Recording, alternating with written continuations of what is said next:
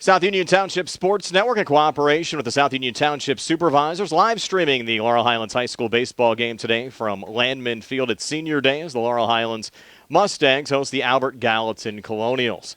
Again, welcome to Laurel Highlands High School. Brian Marucas along with you. Tony Hanula is going to join me for all of the play-by-play, and we also have Jerry Dupay behind the camera. Our broadcast brought to you as a joint cooperative venture featuring Township Supervisors Robert Schiffbauer, Rick Vernon, and Jason Scott, Breezeline Cable, Armstrong Cable, and our friends at CUTV, including Gary Smith. Again, I'm Brian Marucas with Tony Hanula and Jerry Dupay, and we're going to have the Senior Day festivities upcoming in just a moment here from Laurel Highlands High School.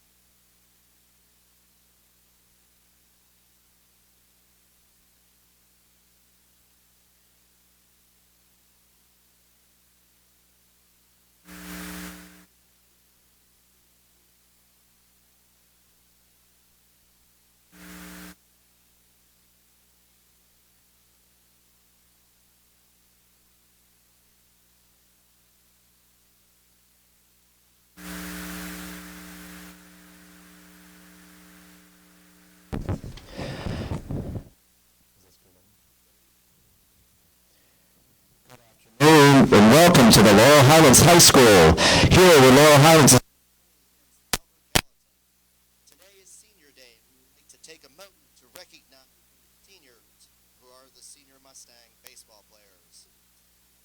First, we have Mr. Dan Carney.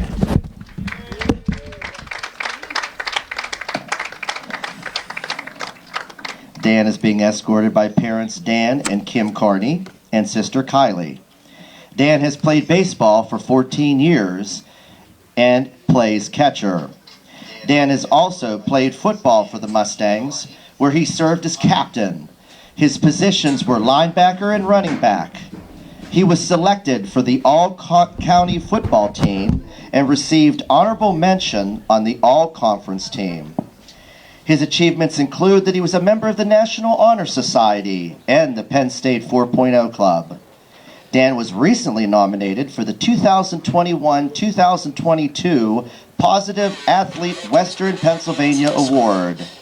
Dan's future plans will be that he will be attending Penn State University main campus in the fall, majoring in computer engineering. Ladies and gentlemen, Mr. Dan Carney. Keep him off the mound. Oh, they tell her to have him take the... Oh, Kim, Kim, have him take the pictures from here. facing this way, you can get him on a Face camera this for way. the... Have him take the pictures from this side.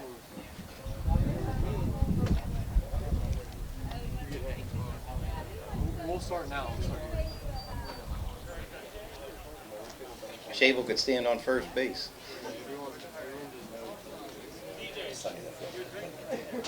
Alright, yeah, wait till he snaps his picture. Well, I guess you could probably do that while they're taking it, right? All right. Our next senior, Mr. Joe Chambers.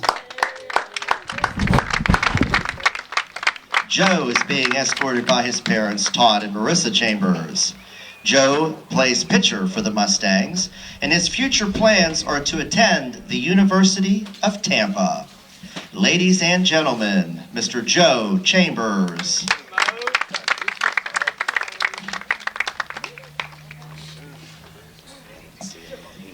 Next up, Mr. Carson D'Amico.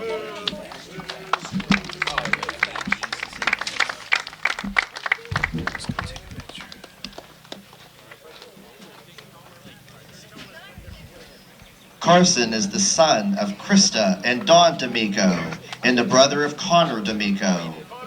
Carson plays left field and center field for the Mustangs. He has played baseball for 14 years and has also played for the Red Storm and Pittsburgh Sliders travel teams. And he also played for the Uniontown Junior Legion team. He is a member of the National Honor Society. Carson will be attending the University of Pittsburgh main campus, majoring in undecided business.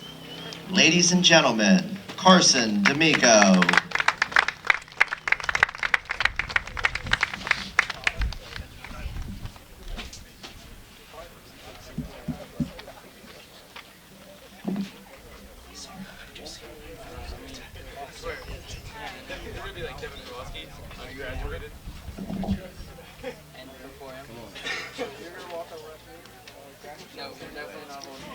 Next up, Mr. Ben Diamond. Ben is being escorted by his parents, John and Chris Diamond. Ben is one of the captains of the varsity baseball team and plays outfield. He has been playing baseball for 13 years. Ben has played on numerous teams, including the Uniontown Red Storm, the Pittsburgh Sliders, and Senior Legion Baseball. In addition to baseball, Ben was this year's punter for our football team and a captain of the soccer team. He is a member of the National Honor Society, the Mini Mighty Mustangs Mentor Program, Student Forum, the Penn State 4.0 Club, as well as several other school clubs and activities. He was recently nominated for the Heinz Ward Positive Athlete Award. After graduation, Ben will be attending the University of Pittsburgh School of Nursing to pursue a career in anesthesiology. He personally would like to thank his mom and dad for being his biggest fans and his teammates and coaches for their encouragement and support. Ladies and gentlemen, Ben Diamond.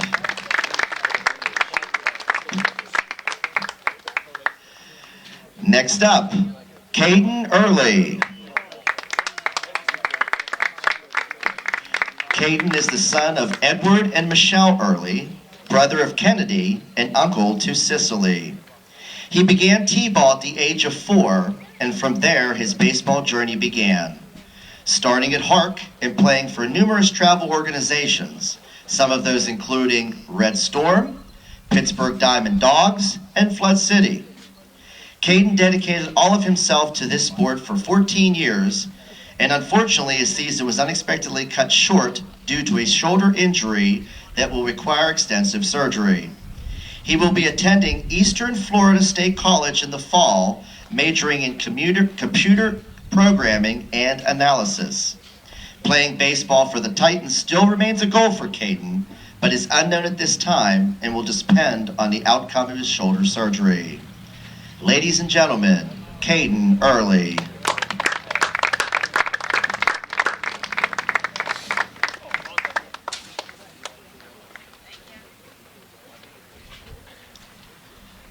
Next up, Noah Matthews. Sorry about that. Noah Matthews.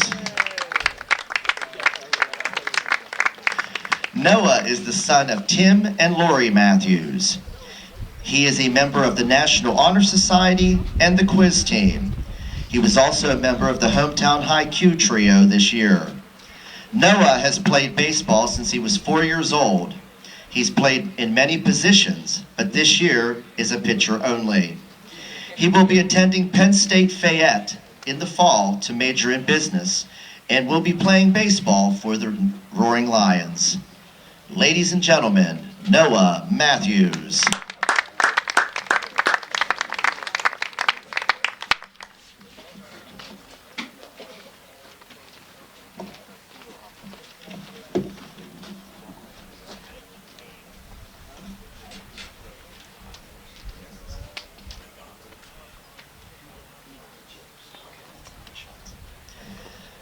Next up, Mr. Alex Mclean.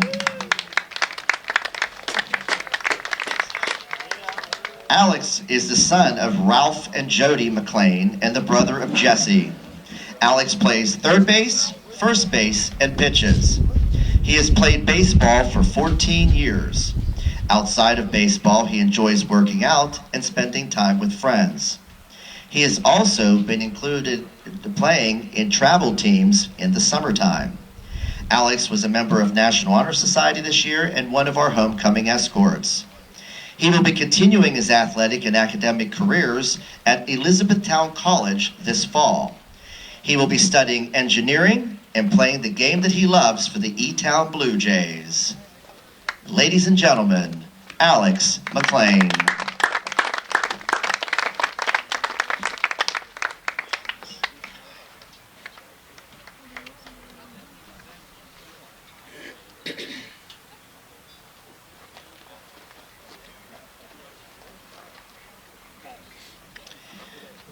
Mcknight.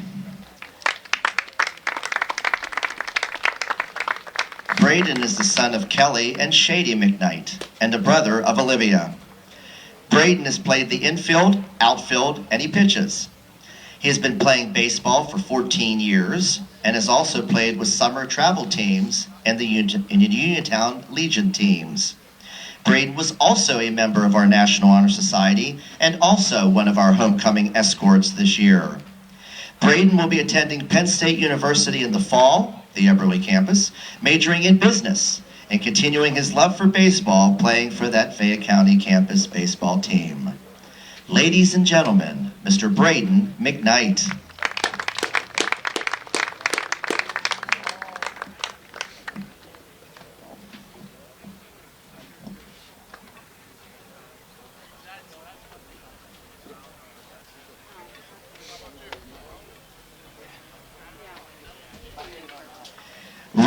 Ron B. Hall.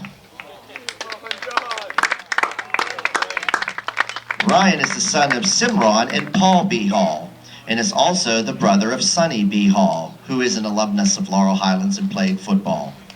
Ron is being escorted by Brian and Tom Sankovich. Ron has played baseball in Little League and high school, and now helps manage the team with statistics. He grew up around the Sankovich family, who introduced him to baseball and has been affiliated ever since.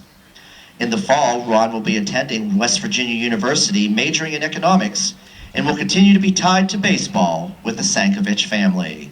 Ladies and gentlemen, Ron B. Hall.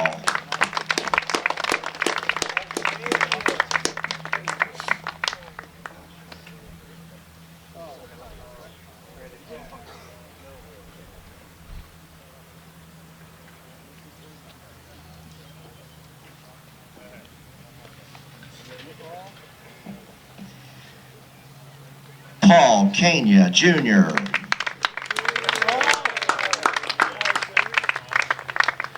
Paul is the son of Paul and Kathy Kenya and the brother of LH freshman Ann Kenya.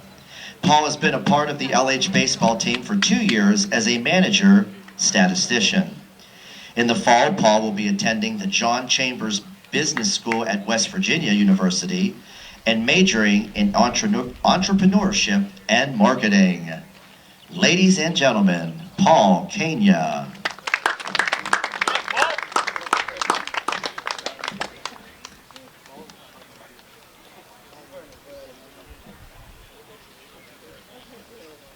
What do you got left? Just the AG seniors in? And then you'll turn it over to Rob. Rob will do the lineups and the national anthem.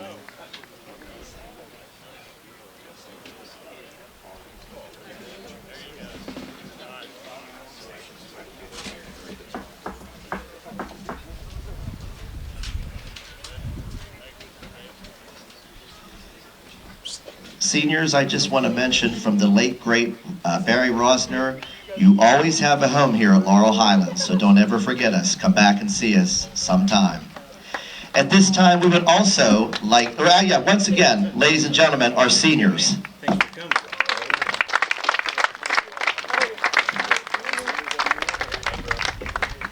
At this time, the Mustangs would also like to recognize the seniors from Albert Gallatin. We have Ashton Brown,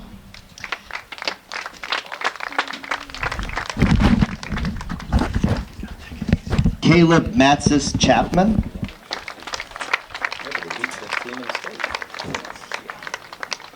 Nate McCusker,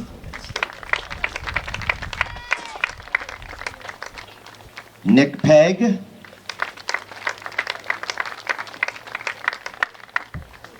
Tristan Robinson,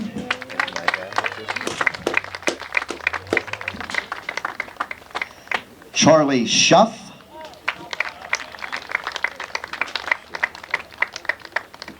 Johnny Skochalak, and Christian Stout.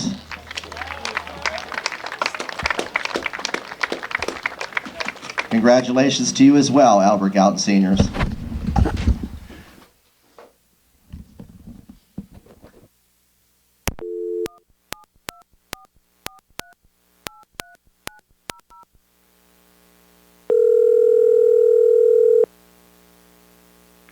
Good afternoon, WMS Radio. Adrian, ready to go.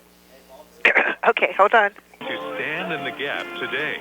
For more information, visit our website at standinthegapradio.com. Well, as we get ready to wrap up our program today, again, this is... Hi, this is Bill. Hey, we're ready to go. Oh, okay. Oh, you're ready to go. Okay. Stand by. Genesis.org. So you can find out information there about a whole range of things, even the one we're talking about today, dinosaurs. But at the same... Or in Connellsville, Pinto Home Care, and Mountain View Cafe, Route 857 in Smithfield, proud sponsors of Stand in the Gap today, every Thursday at 3:15 on WMBS.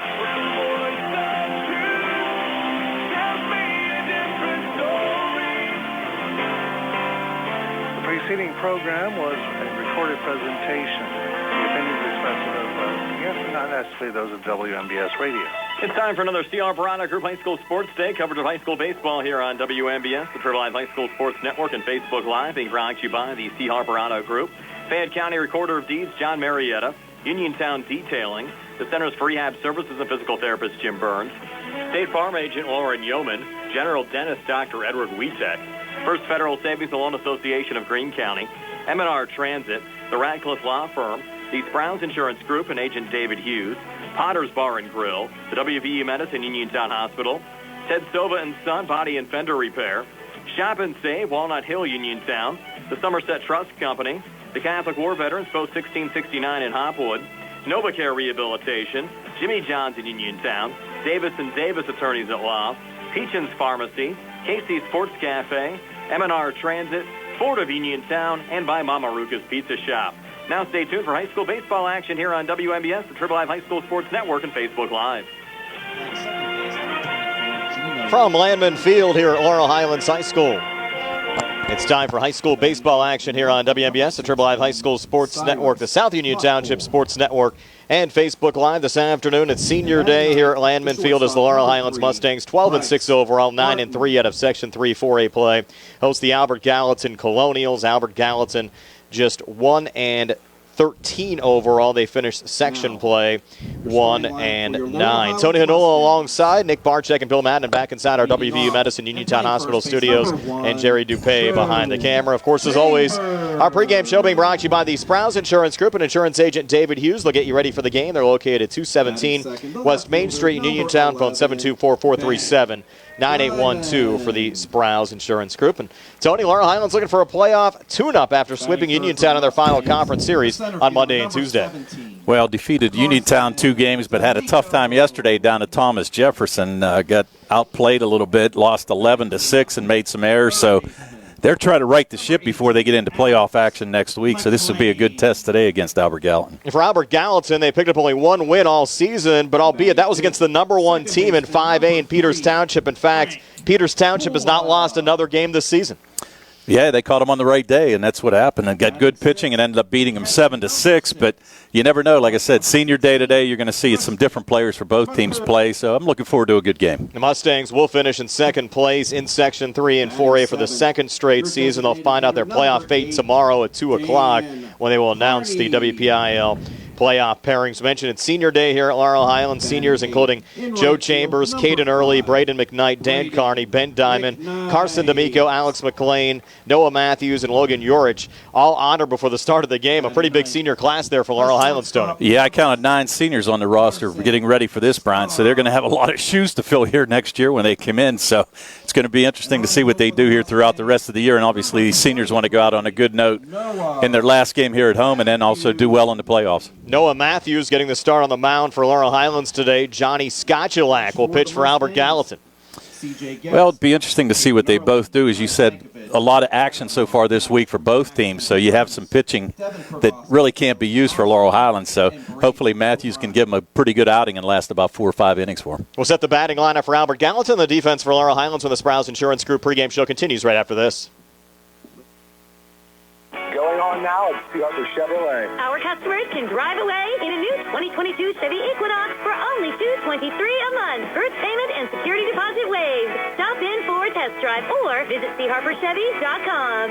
Chevrolet, find new roads. Lease is through GMF for well-qualified individuals at 10,000 miles per year, 24 months with $2,999 cash rate equity and GM Lease Loyalty or GM Lease Conquest. Payment is with tax, title, and fees. First payment and security deposit waived. Sale ends May 31st, 2022. While supplies last. Call dealer for all other details at 724-929-8000. Spring forward to home construction season with First Federal of Greene County. First Federal's construction and improvement loans puts you in charge of your dream home project with all the tools you need. First Federal offers construction loans, owner-builder loans, and home improvement loans. With offices in Fayette, Greene, and Washington counties, your loan stays here. Visit with a First Federal loan officer today or apply online at firstfederalofgreene.com. First Federal Savings and Loan Association of Greene County. Member FDIC, Equal Housing Lender, NMLS number 458729. Magisterial District Judge Daniel Shimshak wants to wish the best to all 2022 high school and college graduates. Congratulations for all of your hard work over the years, and best of luck in all of your future endeavors. From Magisterial District Judge Daniel Shimshak, wishing everyone the best during the spring and summer seasons. Bad hair day? Bad day at the office?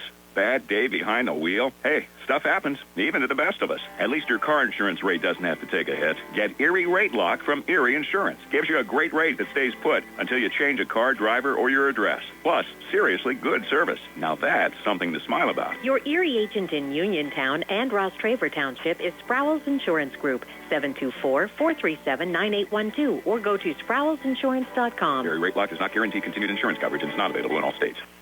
Back here at Landman Field at Laurel Highlands High School, the Colonials of Albert Gallatin to bat first here in the top half of the first inning. Let's take a look at their lineup. Leading off and playing third base, number 8, Tristan Robinson. Batting second and pitching, number 6, Johnny Skochalak. Batting third and in right field, number 1, Caleb Matzis-Chapman. And the cleanup spot in center field, number 15, Nick Pegg. Batting fifth and playing first base, number 21, Evan McGee. Batting sixth and catching, number 12, Nate McCusker.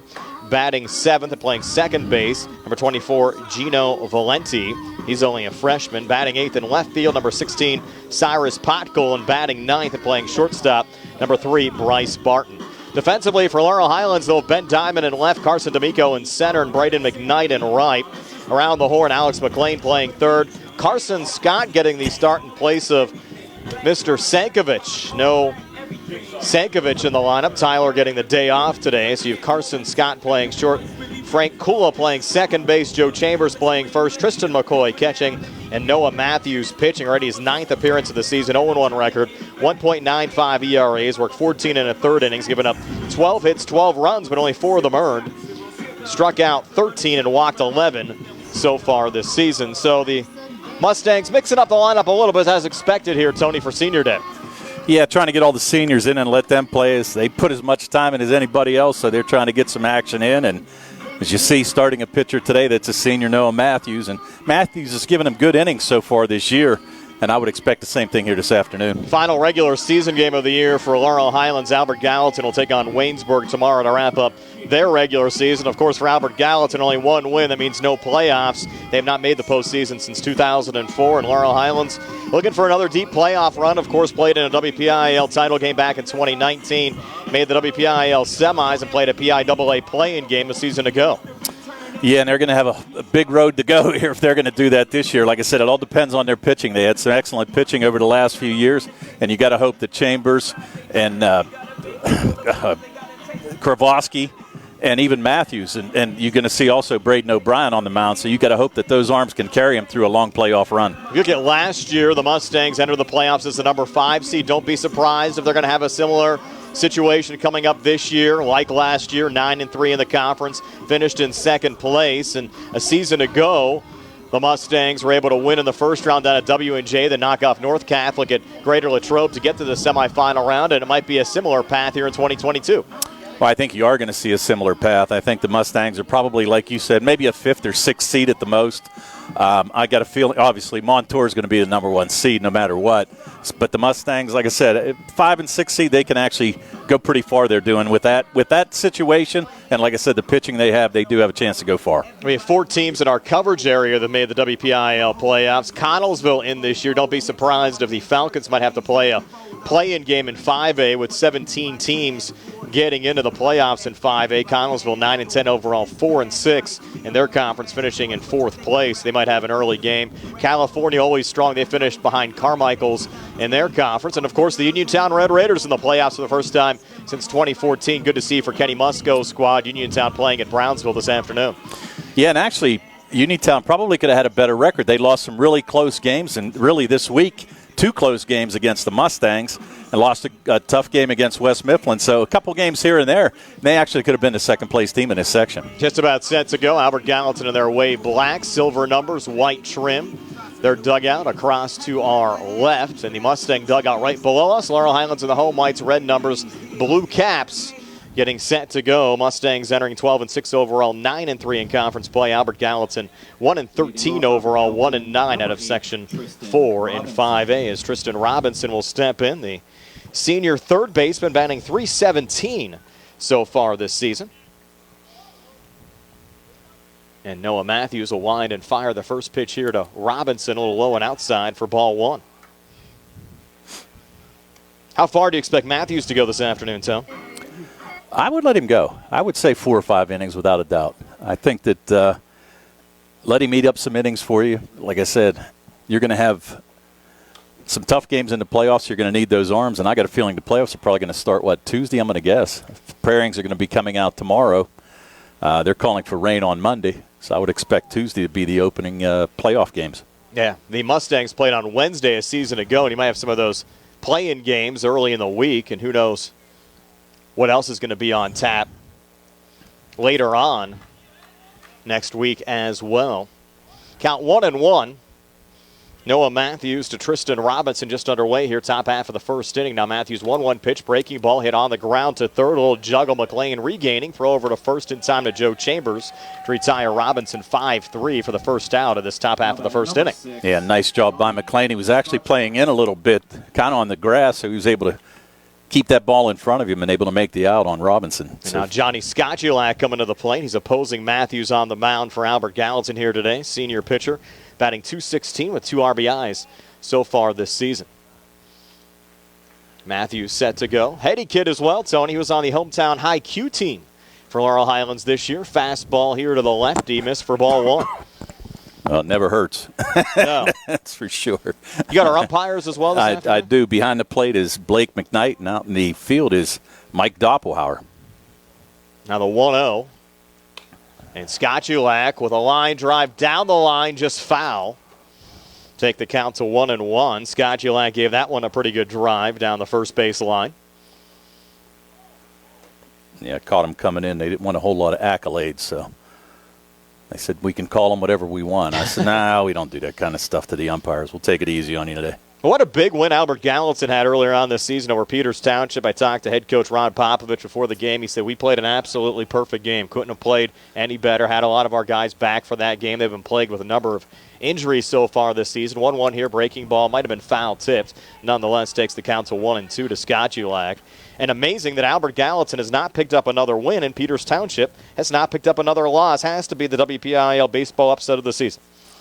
By far. And you would have thought that it might have given Albert Gallatin a little bit of confidence after beating the number 1 team, but they just couldn't get things going and couldn't fire on all cylinders because of the injuries. 1-2 on the way, a little low. Takes us even now to 2-2. Albert Gallatin coming in. They've been outscored 126-16. Just not been able to get the runs across this season, Tone. Yeah, I think I saw, a 191 team batting average. So can't do a lot of hitting and can't score a lot if you don't put some hits together.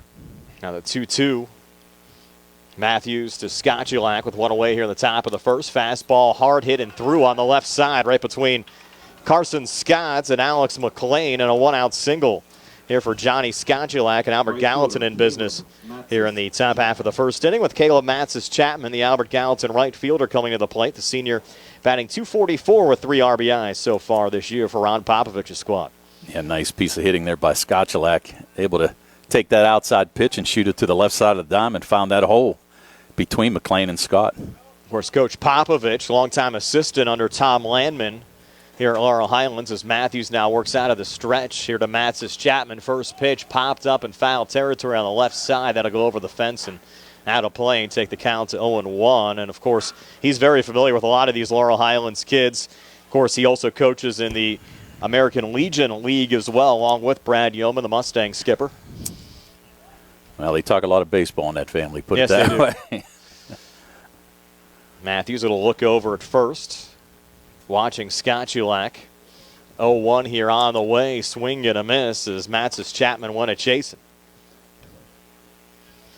Got to be count's patient. 0-2. Yeah, got to be patient here, and as we said, cannot put a whole lot of hits together. Nick Pegg due up next. Colonials looking to finish off their season on a high note. A couple of wins. Again, they're taking on Waynesburg tomorrow. Next pitch on the way. Breaking ball misses low and outside. Moves the count now to 1-2 from Noah Matthews to Caleb Matzis-Chapman.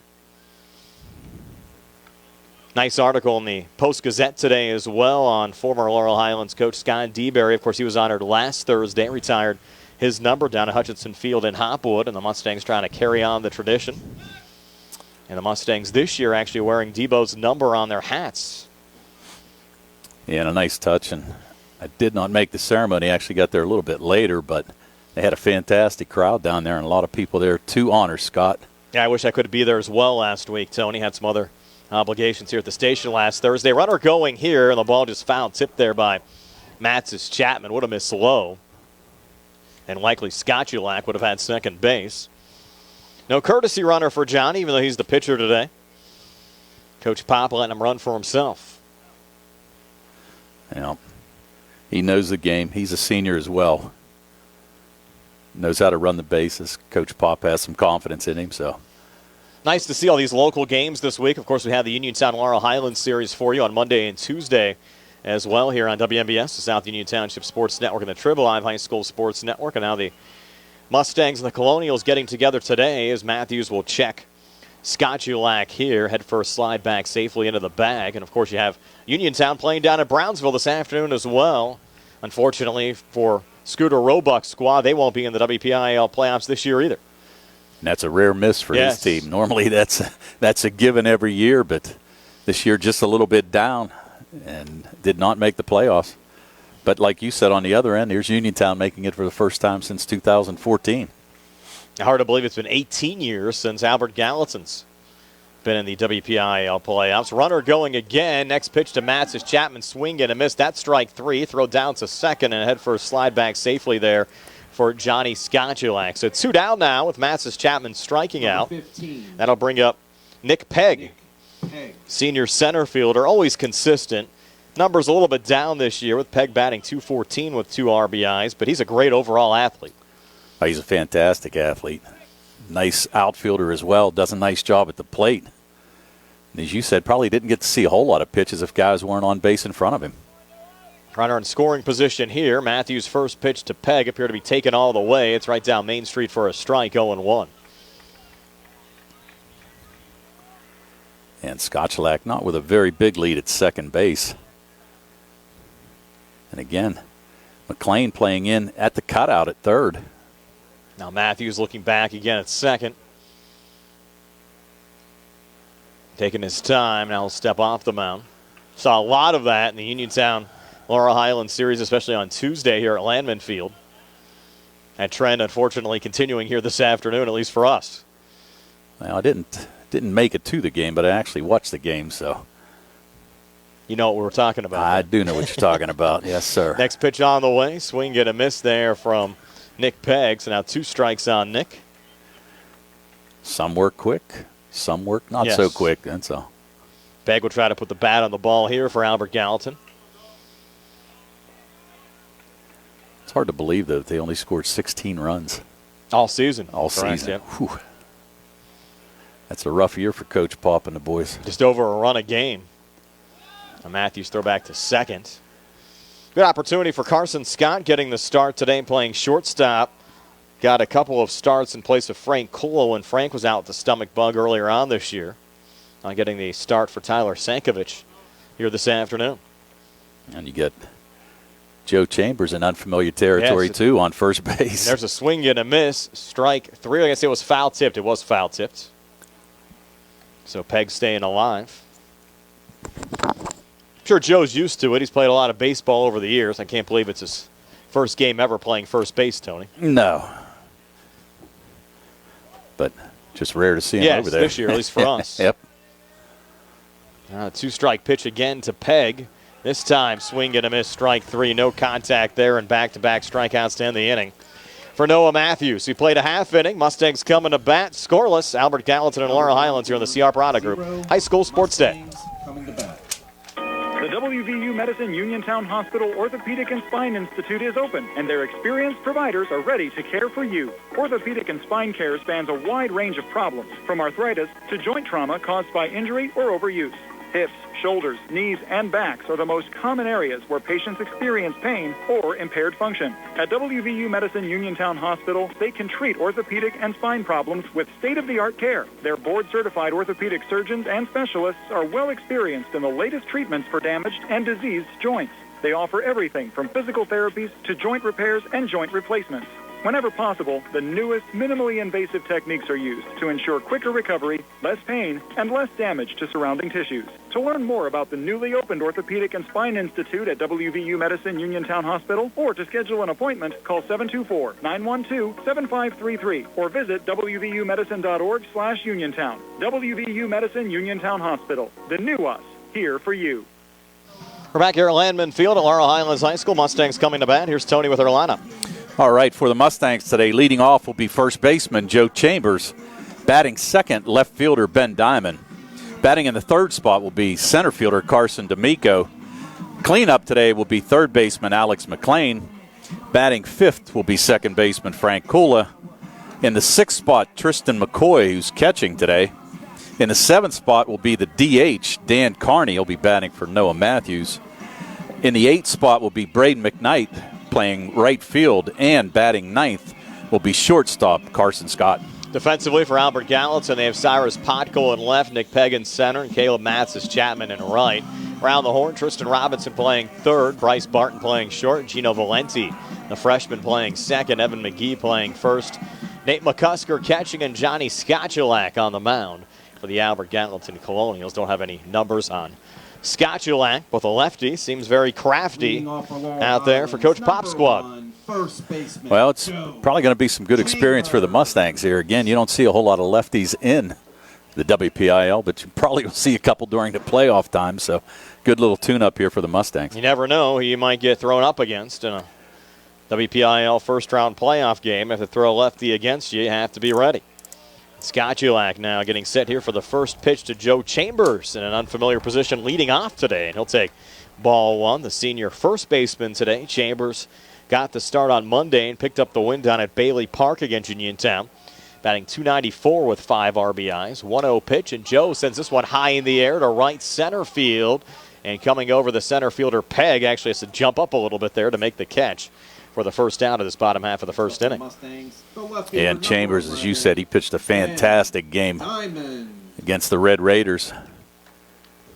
Keeping him off balance and staying under 100 pitches. Did a great job. Now Ben Diamond coming to the plate, the senior left fielder, batting just .206 with 7 RBIs. Ben would like to get his bat going a little bit here as we get ready for WPIL playoff time. First pitch to Ben, right down the pipe for a strike, 0-1.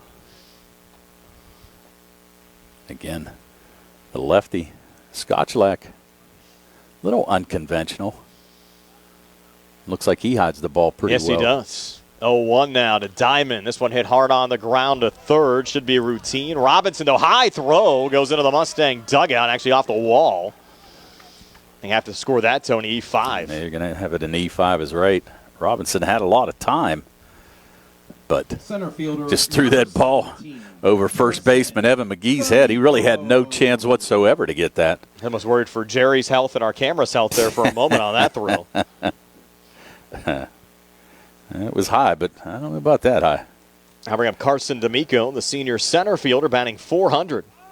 The homer and 14 RBIs. And the first pitch. And therefore a strike to Carson, 0-1. You mentioned yesterday the Mustangs gave up 11 runs, falling to Thomas Jefferson 11-6. Used a number of pitchers, including Matthews, who pitched an inning against the Jags, which might limit his time on the mound here this afternoon. Next pitch misses there to D'Amico. Evens up the count now at 1-1. And you mentioned Tyler Sankovic not being in the lineup and his father not at first base. You got Joe Bonadio coaching here. So Joe at first and Brad Yeoman at third. No Braden O'Brien in the starting 9 either for the Mustangs today, as they went with a number of seniors as D'Amico fouls that one off. Now senior non-conference game. Give them all a shot. It's their last time here. And a glance over at first from Skochalak. And McGee holding Chambers. Chambers with a decent lead. I would not be surprised to see Skochalak come over. Of course, Skochalak being the lefty has that clean look over at first. Not a bad move. Chambers with about a 4-step lead, maybe a little 5-step lead right now. It's coming over again. No, nice move. And now ground ball, hard hit going right between the wickets of the freshman Valenti at second base. Diamond heading down to third, throw coming in, close play, and Diamond is safe. Advancing down to second is D'Amico. Second error of this bottom of the first inning committed by the Albert Gallatin Colonials. Yeah, and really a double play ball there. Gino Valenti, the ball just stayed down on him. He thought it was going to come up a little bit. So now you've got runners at second and third, and the cleanup hitter Alex Mclean, who's been pretty hot over the last couple games. McLean batting .362, a homer and 14 RBIs. Senior third baseman now coming to the plate here with 1 out and 2 runners in scoring position. Mustangs looking for the game's first run. And first pitch swinging, sent right up the middle into center field. Diamond scores. They'll hold D'Amico at third with a quick relay coming in. And it's an RBI single to center for Alex McLean. First hit of the afternoon for the Mustangs. Now batting for the Mustangs. Well, first hit, but kind of feel bad for Scotchelak right there. Should have been out of this inning. Yeah, he gets a couple of ground balls. And as you said, the last one should have been a double play ball. Yeah. So now you have Diamond scoring, another runner in scoring position. And you got to imagine that McLean's going to be taking off on the first pitch. Now Frank Kula coming to the plate, hit a home run here on Tuesday for Laurel Highlands. Average at .262, 2 homers and 11 RBIs. First pitch to Frank, swing and a miss, strike one. Lefty versus lefty matchup here. And the interesting thing for Scotchelak with his delivery tone, it appears at times that he's actually trying to make a pickoff move over to first when he actually delivers the baseball. It is interesting, Brian. He kind of fakes that way and then has to get his body right to take it to the mound. Now the 0-1, there he goes. He looks at first, now delivers the pitch, and Frank fouls it off. If you're not used to that, might take the hitters even a little while to get used to it, because if they see the wind up there and his look over to first, they might think he's throwing it over to first instead of coming home. Well, you heard Coach Bonadio tell Diamond to get back on that first pitch. And you're right. Like I said, he tries to keep the runner close, but then has to come across his body to throw the ball to the plate. Now the 0-2, Scotchelak to Kulo, runner going at first, and Frank fouls it off as they send Alex McLean. It's one of those games, too, Tony. You might see a number of substitutions, especially in the later innings, as both of these teams being a non-conference game try to work some other guys into the lineup late.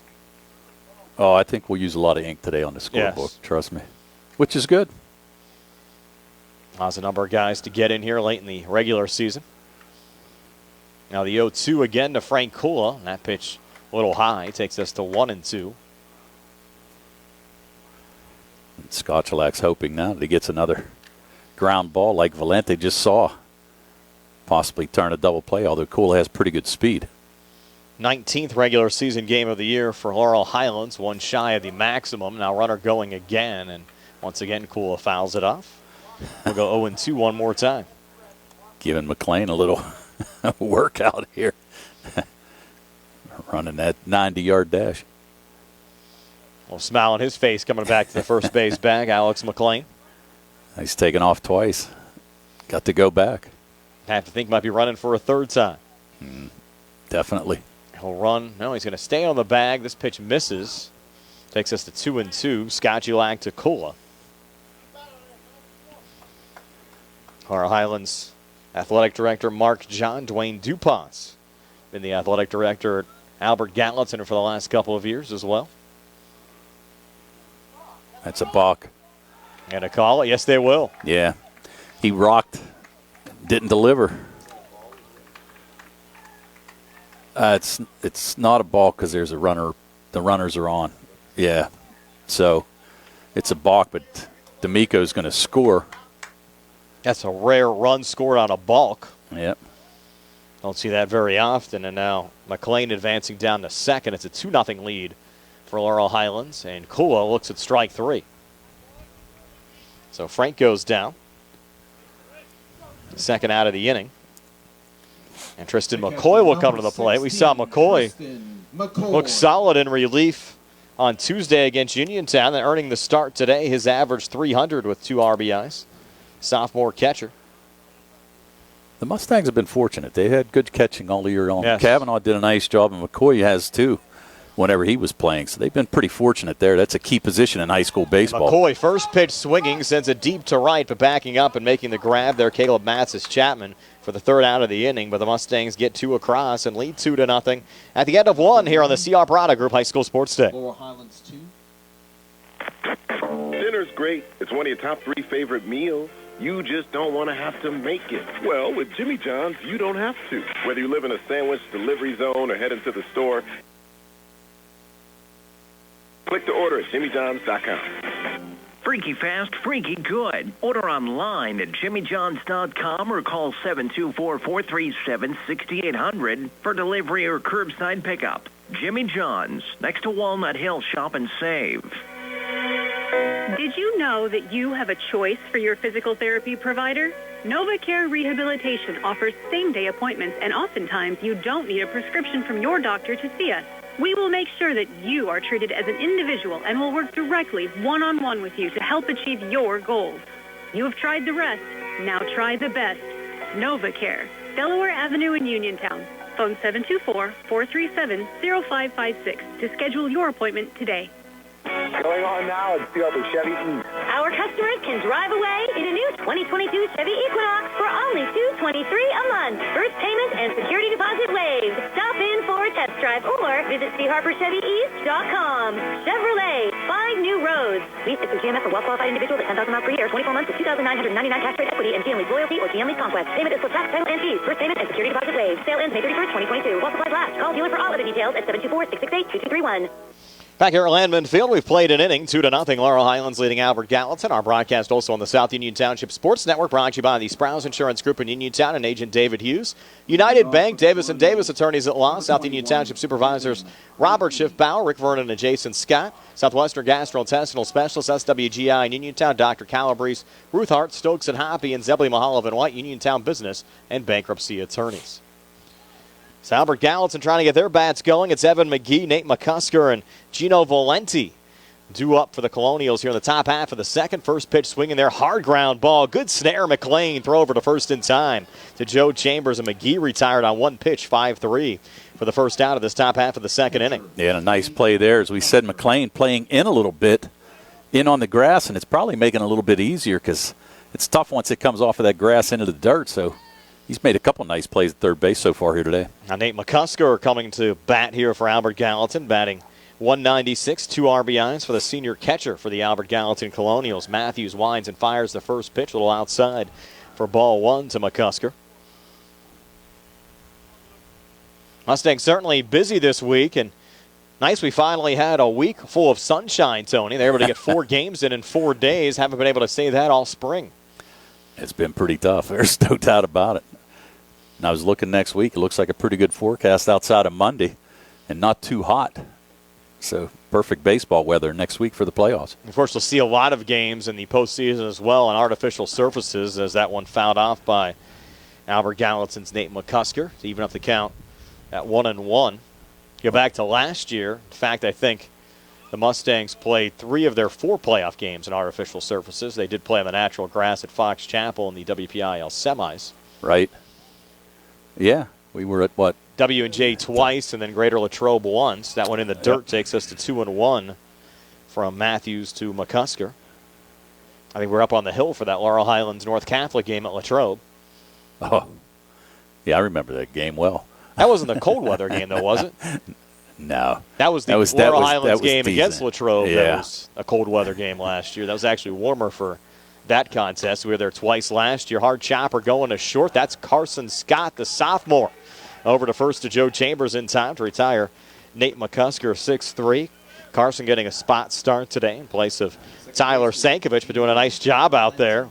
Looked like Sank making that play. Yeah, it looked solid pretty, over to first. Yeah, it looked pretty smooth right there. Yes, he did. Showed some nice range, nice arm. You mentioned all these seniors on this Laurel Highlands team this season. They're going to need Carson next year for sure. Yeah, you're going to need Carson, and you're going to need a few players. As we said, 9 seniors on this roster. Gino Valenti, freshman for Albert Gallatin at the plate. Takes strike one there from Matthews, batting .216. Couple of RBIs. Talking to Coach Popovich, Valenti wasn't even on the varsity roster to start this season due to injuries. Put on the varsity squad, and here he is starting in the penultimate game of the season for Albert Gallatin against Laurel Highlands. Well, that's the thing. When you have that many injuries, you can't do much about it. You got to find bodies somewhere. So fortunately, Valenti was there for Coach Pop and able to insert him into the lineup. Count now 1-1. Matthews' next pitch, fastball. Right down Township Drive for a strike, 1-2.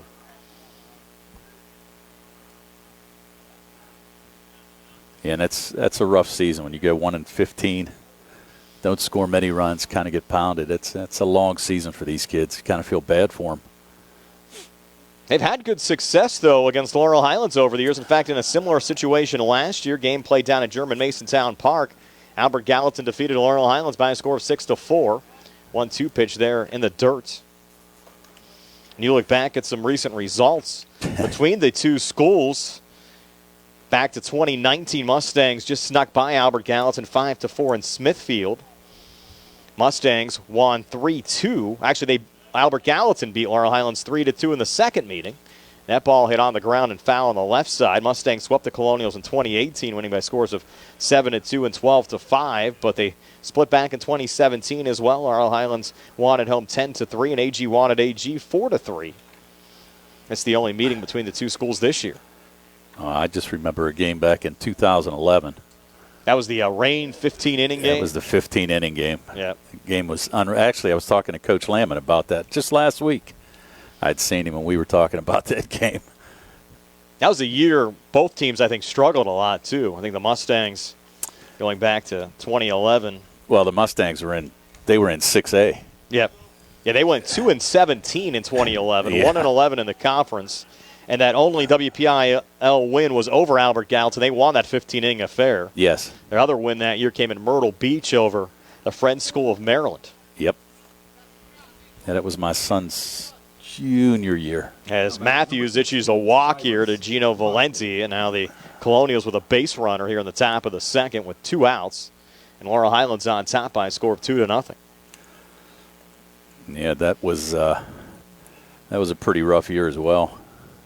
Played some good teams in Hempfield, Latrobe. Yep. Norwin was unbelievable.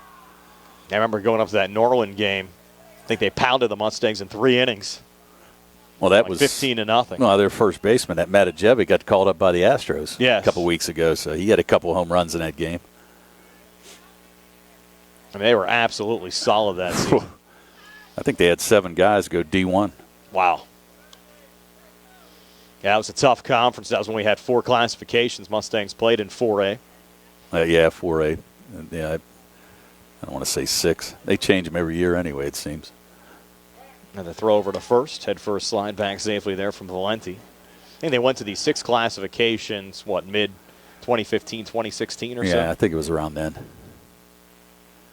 Kind of spread stuff out a little bit. Guess it gave more chances to get into the playoffs. Oh, it does. Yeah. More opportunities to be competitive. You add 2 classifications to the mix. That pitch in there for a strike to Cyrus Potkel, the sophomore left fielder, batting .148 with 4 RBIs. 2 strikes on him here, facing Noah Matthews. Yeah, Matthews trying to get out of this inning. He's only thrown 12 pitches so far. A lot of throwovers to first, though. Yeah. Another one coming right here. Back safely again is Valenti. Yeah, I'm not so sure I'd worry about the runner as much. Doesn't have a big lead. Chambers is holding him, but still early on, 2-0 lead for the Mustangs. 2-strike pitch here, hit high and in the air to right center field. It'll be the right fielder Braden Mcknight shading the eyes and making the catch for the 3rd out of the innings. Albert Gallatin strands Gino Valenti, who walked. Just 1 hit so far for Albert Gallatin. That was the Scotchy-Lag single in the first. Went to the bottom of the second. 2-0 lead for the Mustangs over the Colonials here on the CR Product Group High School Sports Day. I'm attorney Rob Harper, and I'm happy to be joining Bill Martin and Tripp Radcliffe at Radcliffe Law in Uniontown. I grew up in Uniontown and chose to make Fayette County my home. I also represent the county as an assistant district attorney, and I know my way around a courtroom. If you are hurt in an accident, buying or selling a home, need assistance with an estate or will preparation, call me at Radcliffe Law, 724-439-3939. The initial consultation is free. Radcliffe Law, making the law personal. The Catholic War Veterans is a veterans organization located in Fayette County since 1950. They are proud to advertise on WMBS sports programs and to contribute to the Veterans Hospital, local sports teams, and scouting organizations. They'll be having their Veterans Appreciation Breakfast on May 22nd. Police, firefighters, and first responders are also welcome. Additionally, their 12th annual Frank L. Musica golf outing is this year. They have proudly given 37 scholarships to area students since its inception. Catholic War veterans post 1669 in Hobby. Bad hair day? Bad day at the office? Bad day behind the wheel? Hey, stuff happens, even to the best of us. At least your car insurance rate doesn't have to take a hit. Get Erie Rate Lock from Erie Insurance. Gives you a great rate that stays put until you change a car, driver, or your address. Plus, seriously good service. Now that's something to smile about. Your Erie agent in Uniontown and Ross Traver Township is Sproul's Insurance Group, 724-437-9812, or go to sproulsinsurance.com. Erie Rate Lock does not guarantee continued insurance coverage and is not available in all states. Dan Carney, Braden Mcknight, and Carson Scott due up for the Mustangs here in the bottom of the second inning. Laurel Highlands a 2-0 lead on the Albert Gallatin Colonials, and Johnny Skojulak's first pitch. And it's a first pitch swinging from Dan Carney, and Carney sends it high in the air to right field, getting under it and making the catch. Caleb Matzis-Chapman, the Albert Gallatin right fielder who made the final out on Tristan McCoy in the bottom of the first, makes the first out on Dan Carney here in the bottom of the second. Well, one pitch, one out. That's what all these coaches want to see. Limit the pitch count, maybe get a couple more innings out of these guys. That broke up Carney's perfect average for the season. He came in 2 for 2. Now Braden Mcknight at the plate, and Braden will take the first pitch here, low and outside for ball 1. And Mcknight got his picture in the paper the other day, headed to Penn State Fayette. Good. I think Noah Matthews headed there too for the Mustangs. 1-0. A little low. Takes us to 2-0 now to Braden Mcknight.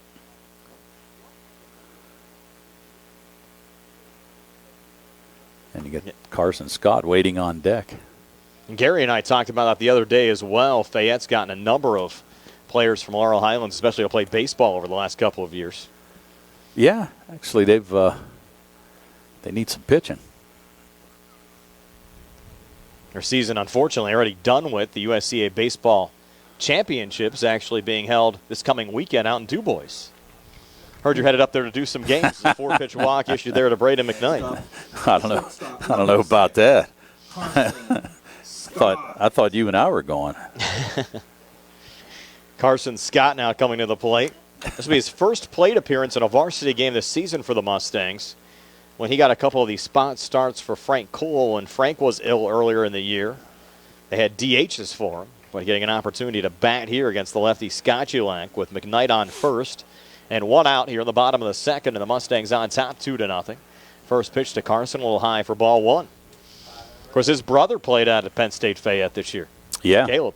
Actually did a lot. Pitched, caught, played some outfield. Pretty much did everything. I remember a game State when he Fayette. was playing for Laurel Highlands, he actually pitched and caught in the same game. Yep. Yeah, we that did is that not game. easy. No, it's not easy. I remember talking about that, how the transition from doing one to the others, that one's fouled off there by Carson on the left side. Well, you talk about a pitch count. You go on both pitches, sides, but guess what? You're throwing the ball back to the pitcher just as much. Yeah, it has to be one of the toughest tasks, I would think, especially in the high school or college game, to transition from one to the other, especially in that stance for a couple of innings and have to get loose again and throw on the mound or vice versa. Most definitely. Skojulak stepping off, and they have Mcknight going down to second. Throw there, and Braden beats it out. Yeah, he had a good jump, but easily made it to second base. Actually, did not even make the tag on him. He was already in the bag. So nice piece of base running there by Mcknight. Aggressive base running paying off there for Braden. He's down at second. Scott still at the plate. Counts 1-1, and a 1-1 pitch swing and a miss there from Carson takes us to 1-2. Yeah, I didn't think Mcknight had a huge lead. They did catch him leaning, but just a little slow in getting it to first base, and by the time they got it to second, Mcknight was already there. 1-2, a little outside. Takes us to 2-2. And Brian Morozak alongside Tony Hanula today. Jerry Dupay behind the camera. Frank Kula helping us out with our score hub. Nice to have our new intern, Sarah Camp, in the house with us tonight as well. And Nick Barczyk back inside our WVU Medicine Uniontown Hospital studios. 2-2 on the way, and Carson with a rip down the third baseline, and that ball's going to drop fair, gets past Cyrus Potkel, goes all the way back to the wall. Scoring on the play is Mcknight, and it's a stand-up double in his first varsity plate appearance for Carson Scott. Well, good start for Carson. Get him a little experience at the varsity level, and here it is. He produces right away. Yeah, that's good as well, Tone, because you get into a playoff game, you need a pinch hitter coming up. Yeah. You need somebody who's going to give you a little bit of a spark. He's going to have a little confidence now, that's for sure. And a lead now of 3-0 for Laurel Highlands over Albert Gallatin, and back to the top of the order in Joe Chambers. Yeah, and another runner in scoring position with Scott at second. Chambers flew out to center field his first time up. We'll take the first pitch, a breaking ball for a strike, 0-1. Chambers came in with a .294 average and 5 RBIs, senior first baseman. And Carson also picked up an RBI there as well. Yes, he did. 0-1 now to Joe, and Joe with a rip into center field. Now a one-hop in front of Nick Pegg. Scott will hold up at third. Pegg has a gun, firing it in to Skojulak. But Chambers, his first hit of the afternoon, producing again. As his bat has gotten hot over the second half of the season. And I'll bring up Ben Diamond, who got on via an error first time up and scored a run. Oh, and you'll have to imagine that Chambers is going to take off on the first pitch, put 2 players in scoring position here for Diamond. And you're right, Coach Yeoman looked at the scouting report. He knew Nick Pegg had a pretty good arm out there, so he was not even thinking about sending Carson Scott to try to attempt to score. Runners on the corners, 1 out here in the inning, and Diamond takes the first pitch for a strike, 0-1. Well, Pirates baseball on the way after our broadcast here today. Jonathan Guth getting a week off of Greater Uniontown Sports Talk. Johnny tells me he'll be back next week. Well, he gets to listen to the Pirates tonight. Yes, he does, and we all do too. Skojulak's next pitch to Diamond popped up in foul territory. Waiting for the bang on the roof, it never came. I think it drifted behind us. Yes. That'll move the count to 0-2. Now a little meeting here. And odd that this meeting occurring on an 0-2 count. It's Coach Popovich bringing in the whole infield. Maybe he saw something in delivery, or maybe just trying to set things up. Tell him don't worry about the runner as much. Chambers not with a very big lead at first. No. Probably just tell him throw strikes and let's try to get out of this inning. You do have 1 out. And Coach Popovich has been around the block. Yeah, he's in the American Legion Baseball Hall of Fame. Nice. Did not realize that. Yeah. He's a celebrity. 6th year here at Albert Gallatin. Of course, Brad Yeoman in his first year taking over for Scott DeBerry, who passed away this past July. His number retired by Laurel Highlands last Thursday. And all the Mustangs wearing number 24 in their hats all season long in memory of Debo. Yeah, and that was tough. It's a tough loss for the program. Here's Diamond putting it on the ground to third, and that's a fair ball. Right down the third baseline. Scott will score on the play. Here's the relay coming down to third, not in time. Chambers safe at third as Potkel's relay to Robinson. Didn't even force a slide there from Joe. D'Amico. So an RBI for Ben Diamond. That's his 8th RBI of the season. Well, 3 straight hits for the Mustang after a walk. So after 1 out, now Skojulak trying to get out of a jam here. You've had 4 straight Mustangs now reach base safely, as Tony said, and now Carson D'Amico coming to the plate like Diamond got on via an error and scored a run first time up. The first pitch from Skojulak misses there for ball 1. Well, and again, surprisingly, the Mustangs have not run when they've had runners on the corners. At this point, with being a non-conference game, you're maybe not taking as many chances. D'Amico swings and misses there to even up the count at 1-1. With these two teams knowing each other as well, maybe a little looser played than it might be in a highly contested, tight conference game. Well, you also know that AG's been struggling. Yeah. So you don't want to. Want to have good sportsmanship out there. Exactly. Runner going, though, here. Pitch missed. Throw down to second. Actually cut off there by Skojulak. Moves Diamond into scoring position. They must be hearing us. Trying to make us look bad. Well, the first base coach can hear us pretty good. Yeah, that's right. Right below us. There's another rip from Laurel Highlands, and Carson D'Amico sends it in the gap in left center to score a pair of runs. Chambers scores. Now Diamond will score, and it's a stand-up 2 RBI double for Carson D'Amico, and Laurel Highlands has blown this game open early on. Well, nice piece of hitting there by D'Amico, and D'Amico's been steady all year long. Mclean. Average now over 400. He's had a great senior year. Now Alex Mclean, the 7th Mustang to bat here in the bottom of the second. Again, we play 7 innings here in the high school game. They do have a 10-run rule after 5, 15-run rule after 3. We'll see if any of that comes into play here this afternoon. First pitch here to Alex Mclean, and therefore a strike 0-1. And as I said, D'Amico picking up 2 RBIs there. Mclean singled his last time up. Mustangs trying to keep it going, and Mclean chops this one up the middle and through into center field. D'Amico held up at third, excuse me. I think you have to give Mclean another hit there for Laurel Highlands. Oh, most definitely.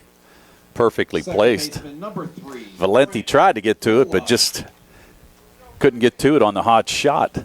That's 5 straight hits. 6 straight runners have reached base now for Laurel Highlands. That's going to be it for pitcher Johnny Skotulak. Visit to the mound second this inning, and Skotulak's going to get removed. So we have a pitching change. All Laurel Highlands up 6-0 here at the bottom of the second. We'll take a quick timeout here on the CR Product Group High School Sports Day. Uniontown Detailing offers an all-inclusive auto care experience. Services include full auto detailing, professional ceramic coatings, window tinting, undercoating, paintless dent repair, and more. Uniontown Detailing has moved to a new location on 255 South Mount Vernon Avenue in Uniontown. Stop by and check them out today. Best of luck this season to all local teams from Uniontown Detailing. Just as your local State Farm agent combines good neighbor service with surprisingly great rates, you can combine your home and auto. And guess what you'll get? That's right, good neighbor service with surprisingly great rates. In fact, State Farm agent Lauren Yeoman is your go-to agent in Uniontown for the service you deserve at the price you want. So try to combine home and auto today. State Farm agent Lauren Yeoman will help you mix and match things perfectly. Call 724-592-6308 for your surprisingly great rates. Like a good neighbor, State Farm is there. General Dentist Dr. Edward L. Wpial Jr. treats children, teens, and adults of all ages. Dr. Wpial performs all phases of general dentistry, including crowns and bridges, partials, full dentures, comprehensive orthodontics, root canals, bonded white fillings, dental implants to replace missing teeth and to stabilize loose-fitting dentures, and comprehensive exams and cleaning. Dr. Wpial's office is located on the National Pike, 1 mile west of the mall on Route 40. Call him up at 724-439-1616 for Dr. Edward L. Wpial Jr. Back here at Landman Field, 6-0. Laurel Highlands leading Albert Gallatin. New pitcher for the Colonials is Nick Pegg. Couple of defensive changes. Caleb Matsis-Chapman was playing right. He moves into center field. And Johnny Skotulak, who was pitching, now playing right field. We got our first look here at Nick Pegg. Talked about how great of an overall athlete he is, Tony. We'll get to see him pitch here this afternoon. Yeah, he comes in a tough situation, as you said. Runners again on the corners. Skotulak only threw 37 pitches in those inning and a third. Frank Kula, the 8th Mustang to bat here in this bottom of the second. Inning that's already produced 4 runs and an opportunity to add a few more on here this afternoon as well. Giving Pegg a few more pitches. Again, they weren't able to really loosen him up, Tone, because he was out in center field at the time. Right. And you can see that he's got some heat. He's going to rely on that fastball, no doubt. The Mustangs still with only 1 out. Again, the WPIL playoff pairings come out at 2 o'clock tomorrow afternoon. We'll post up on our social media sites here on WMBS. Let you know where the Mustangs, the other teams in our coverage area, are headed, and let you know our broadcast plans as well for next week. All of our video broadcasts next week will be housed on the Triple I High School Sports Network. We'll post the links up on all of our normal outlets as well. It's due to some contractual obligations. The Triple I High School Sports Network having exclusive rights for the playoffs. But it'll be our same broadcast with our same friendly announcers. At least we hope you think we're friendly. They don't know me well. First pitch missing low there to Cool, 1-0. Maybe hoping for some double headers next week. You never know. Yeah, I know. I'd love to see Laurel Highlands and Uniontown at the same site on Wednesday. That would be fantastic. 1-0 here to Kula, a little low and outside. Let's make a call. Let's get them at Hempfield. Yeah, I'll take wherever they put them at. Just, I mean, it would be convenient. I know Hempfield's convenient for you. Hempfield's convenient for me. Even Greater Latrobe's not bad. No. They're under the lights. Yep. 4:30, 7 o'clock game would be perfect on Wednesday. Yes, it would. You can work the full day, come on over, and do a little high school baseball. That's it. Next pitch to Kula, swing and a miss. I like the way you think.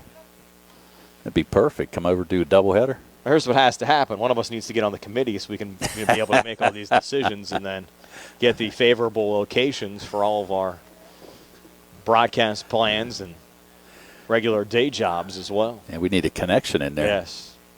They haven't had one in Fayette County over the last few years. I think the former Uniontown athletic director, the late Richard Constantine, might have been the last from Fayette County, maybe on a WPIL board. Yeah, I can't imagine. I'm unaware of anybody else, that's for sure. Well, hopefully it's close. Yes. I haven't heard any rumblings about playing any home sites like we had for basketball. It's cool. It takes a strike there. Well, takes us to 3-2. You know, you mentioned too. I mean, they take into account a lot of weather and things like that. And you're right. You know, but you see the same places. You see West Mifflin. You see Washington. You're going to see Latrobe. You're going to see places with turf, and that's okay. Now the 3-2 pitch. Runner going. Pitch misses low, and Frank Kula with a walk. So first walk issued by Peg. Number 16. You've now had 7 straight Mustangs reach base safely here in the bottom of the second inning. Scores at 6-0. Bases now loaded for Tristan McCoy, who flew out to right to end the bottom of the first inning. Well, the fly ball here to right will score another run. Infield coming in at first and third. They get the force out at home. First pitch here to McCoy, a little high and inside for ball one. And we saw McCoy on Tuesday swung the bat well against Uniontown. Well, the thing about it is here, Brian, you got McGee playing in at first, so Cole is able to get a huge lead at first base. So anything in the gaps, he's going to be able to score as well from first base. 1-0 pitch, low and outside, takes us to 2-0. It's tough to come in a situation like this. Really, you're right. He hadn't warmed up much, and now he's coming in. 2 runners on, now 3 runners. 2-0 pitch. That one a called strike. Takes us to 2-1 now. Tristan McCoy came into the game with a .300 average, 2 RBIs. Only a sophomore for Laurel Highlands. See a lot of Tristan in the coming years. In fact, Carson Scott, Tristan McCoy, and Devin Kravosky, the only sophomores on the varsity roster for Laurel Highlands. That one fouled off. Now 2 strikes on Tristan. As we said, 9 seniors, but you do have a lot of talent coming back. You've got Sankovic, you've got Cooley, you've got Gesk.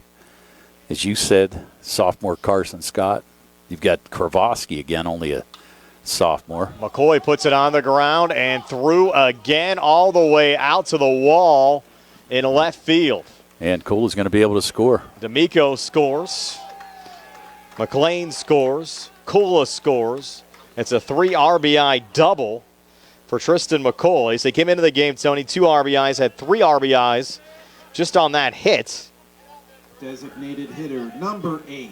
And it's a 9-0 lead Carney for Laurel Highlands, and Dan Carney will bat for the second time in this half inning. I'll tell you what, he put a jolt into that too. Ball almost bounced over the fence after the first hop. And as we said, Cole able to get a huge lead with the corners playing in. Some of the glare at first, Tony, I didn't realize how far that ball was going to carry. Yeah, no, it carried a long way. First pitch missing a little low there to Carney. You got that low sun right now. I was thinking the ball was closer to the ground than it actually was when it came off of McCoy's bat. Yeah, no, he jolted that. I mean, he pulled that right down the line. Stayed fair and almost bounced over the fence. That one low in the dirt. Good block. Runner going and no throw. You have the courtesy runner. That's Patrick Kavanaugh running for Tristan McCoy. Of course, Patrick and Tristan have shared the catching duties for the Mustangs this season. Right. And still only 1 out. 6 across here in the bottom of the second. The way this is going, this could be a 3-inning game today. And misses low. Well, like it's tough when you have not a lot of pitching at the high school level. They're going to loosen up another guy down there, too. That's 32, looks like. Alex Dahlback. Yeah. Next pitch to Carney. And therefore a strike. As you said. Count out 3-1. Carney flew out to right field to start this inning. Braden Mcknight waiting on deck. He walked. 3-1. It's low for ball 4, and another Mustang reaching base safely. That's 9 straight that have reached base safely here in the inning. Braden Mcknight. Not very often, Tony, you see that. No. Braden Mcknight got everything started with a walk, stole a base, and scored a run first time up. Yeah, so that's the second walk issued by Pegg in relief. Mcknight batting from the left side against the righty Pegg. They'll foul off the first pitch there. And actually, I'll try to finish up the numbers on Skokalak here. Well, you add them up. Might have to carry a couple ones there, Tone. Got to do some ciphering. Yes. Maybe Sarah has a calculator in her bag over there to help you out a little bit. Let's see here. Pitch on the way, and this one popped up. This should be an out for Albert Gallatin. Potkill moving over to the line, and he'll make the catch. Mustangs will not tag. Goes a fly out to left for the second out of this bottom half of the second inning, and that'll bring up Carson Scott. Sophomore shortstop today, RBI double, and scored a run earlier on this inning. He's the 12th Mustang to bat here in the bottom of the second. Inning that's already produced 6 runs for Laurel Highlands. Yes, it has. So Skokalak, final numbers, he pitched 1 1/3, gave up 8 runs, 6 of them were earned. Gave up 6 hits. Runner going there, hops away from McCusker, and that'll score Kavanaugh. And the lead now 10-0. As moving down into second base now is Carney. So yes, 8 runs, 6 of them earned. Gave up 6 hits, had 1 strikeout and 1 walk in 1 1/3 inning. Through 37 pitches. It's Kavanaugh that scored on the play, running there for McCoy. And Scott takes this pitch and a late called strike. Our home plate umpire even have to count at 1-1. So not often, Tony, see the lead at 10-0 here in the bottom of the second inning. Pitch to Carson, hit on the ground, and this one a little hard hop there on Valenti. Stays with it, throw over to first. And out at first is Carson Scott to end the inning. So it goes in the books 4-3, but an inning that produced 8 runs for Laurel Highlands. And the lead at 10-0. Laurel Highlands over Albert Gallatin after 2 here on the CR Product Group High School Sports Day. Sam Davis was a gift. Unlike anyone else that matters. Sam get through the federal court system with the best possible outcome. Davis & Davis, personal injury and workers' comp. We at Davis & Davis are humbled by what our clients have to say about us. If you've been injured, call me, Jim Davis, for a free consultation. We have been helping injured people for over 40 years. Call 724-437-2799. UPMC Centers for Rehab Services on Wayland Smith Drive offers cutting-edge physical therapy. Jim Burns and his staff are residents of the community, treating sports injuries, neurological conditions, back pain, sprains and strains, joint replacements, hand injuries, and other conditions. They treat you efficiently and safely by taking all necessary precautions while disinfecting the clinic regularly. All insurance accepted. Experienced therapists. Convenient location and hours. Part of the community. Call the office with a prescription from your doctor or schedule by direct access 724-437-7500. On the go? No time to stop? That's when you'll love Peach & Pharmacy's curbside pickup at Peach & Market in downtown Connellsville. Next time you have a prescription to get, let Peach & Pharmacy make it easy for you. Call ahead at 724-626-9600 or send a message. Let friendly curbside pickup keep you right where you want to be, in the driver's seat. Peach & Pharmacy, your local pharmacy. Back here at Mustang Field, a 10-0 lead for Laurel Highlands over Albert Gallatin as we move to the Top half of the third inning, Bryce Barton will come to the plate for the first time in this game. Will be followed by Tristan Robinson, and Johnny Skotulak. Noah Matthews still on the mound for the Mustangs. First pitch in there for a strike to Bryce Barton, who comes in with a 100 average. Junior shortstop with 3 RBIs so far this season. First 2 innings, Tone, took an hour. Well, a lot of runs scored there, Brian. For sure. Big swing and a miss there from Barton. Makes the count 0-1. Yeah, it's tough. Give up 10 runs in the first 2. Kind of took the wind out of the sails for Albert Gallatin. Try to get a couple back here and extend this game as much as you can. And you have the 10-run rule after 5, 15-run rule after 3. So realistically, if the Mustangs would hold Albert Gallatin without a run here in the top half of the third, then score 5 in the bottom half of the third, the game would be over. There's a called strike 3 as Matthews sends down Bryce Barton. And 1 away here in the top of the third. Now the top of the order, and Tristan Robinson coming to the plate. Senior third baseman batting .317. Now the third strikeout of the game for Matthews. And you're right, Robinson the last time up hit a shot down to Mclean at third base, but Mclean able to keep it in front of him and throw Robinson out. First pitch to Robinson, a little high for ball 1. Too bad no one has any video of that Peters Township Albert Gallatin game. And that would have been fun to go back and It would, yeah. Well, you never know. Might be something. I think that game was at AG. Oh. Pitch misses. I was going to say, if it was at Peters, you got a chance. Yep. Counted 2-0. Matthews to Robinson. Grounded out 5-3 first time up. Next pitch on the way. And therefore a strike, 2-1. And Matthews with a good outing here so far. He said the senior. Pitching a nice game so far for the Mustangs. Good to see him come out and throw strikes, too. He had a long second inning there. Breaking ball there, well hit and through on the right side into right field. Braden Mcknight will get the relay coming in, but it's a 1-out single for Tristan Robinson. Second hit of the afternoon for Albert Gallatin. Johnny Skotulak, who had the first hit of the afternoon for Albert Gallatin, comes to the plate. Single to left center field back in the first inning. Single to left and was stranded at first base. So now let's check out Robinson at first. Again, not a very big lead. Matthews still going to go over. Yeah. Back safely. Yeah, I think at this point in time, just work on the batter. You've got a 10-0 lead, and really not a huge lead there by Robinson. Save your arm and throw the pitches. Yeah, I agree. 10-0. Yeah.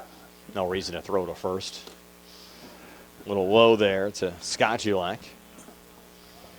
Yeah, evens up the count at 1-1. You just want outs, and really you just want to come in and bat again. Yeah. No reason to extend things any more than you have to. You're not going to pick anybody off anyway. Now over to first. He's not listening to you. Nope. Because a lot of times in that situation, just getting a rhythm, you know, when there's a guy on first. You throw over to first in that situation, check him. Yeah, but Robinson, leadoff hitter. That's tough, though. I mean, you've got 1 out. And the thing of it is, you know, you throw it into right field. He's saying, Mr. Hanola, I'm pitching, not you. Yeah. Let me do what I want to do. Yeah, I don't blame him. Why would he listen to me anyway? Nobody else does. Another throw over to first. Now he might just be doing it for spite. Probably can hear me. Up there. Yeah. I think I'm going to show him. That's it. 5 straight throwovers to first. Teach that idiot up in the box. Next pitch on the way. That one a called strike. So Johnny Skotulak. What's he know about pitching anyway? Makes us a 2-2.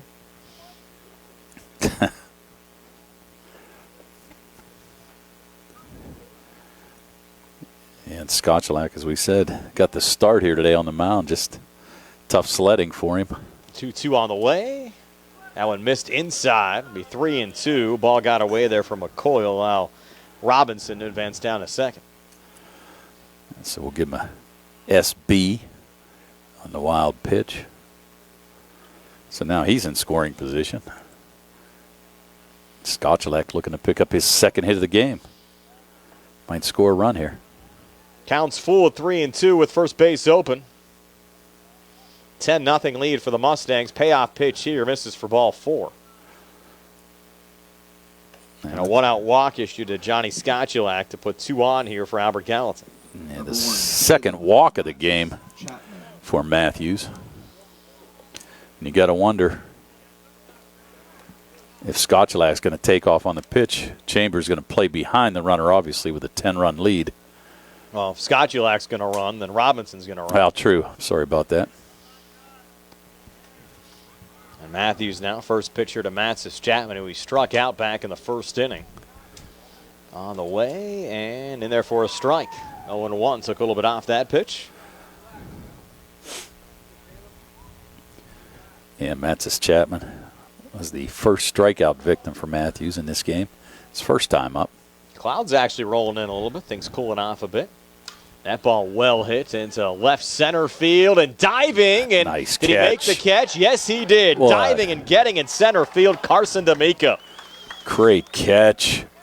Stretched out. Web gem for Carson D'Amico out there. What a grab from Carson. His solid defense continues in center field. Second out to this top of the third inning now with Nick Pegg coming to the bats. Saved a couple runs as well. Yes, that he ball did. gets past him. Both of those runners score. Nice catch by Carson. Just stretched out. Caught it on the backhand. Beautiful catch. So now Nick Pegg at the plates. First pitch to Nick. A little inside for ball 1. D'Amico's played great defense for the Mustangs. You're right. Throughout this whole year. He's had a nice senior season. As you said, batting over 400. Made a number of great defensive plays. Throw back to second. Goes into center field, but D'Amico quick to pick it up, and you had Robinson with a head-first slide kind of hanging on the bag a little bit there, unable to get up and try to advance down to third. Yeah, the ball really didn't go far. Kind of thick grass out there, too. We saw that on a couple of the hits. They really didn't scamper through the outfield a lot, so D'Amico able to charge it. Would have had a pretty easy throw at third. This pitch missed there outside to Nick Pegg. It's a 1-0 count. That was the first pitch delivered to Nick. I check that second, 2-0 then. Now the 2-0. Now in there for a strike, 2-1. Throw back down to first. Skochalak back safely. Well. Need the third out here in this inning. Got two runners on, as we said. Great play by D'Amico to save a couple runs. Matthews looking for the third out of this inning. That one's low and outside. Looked like he was a little mad at himself there on that pitch.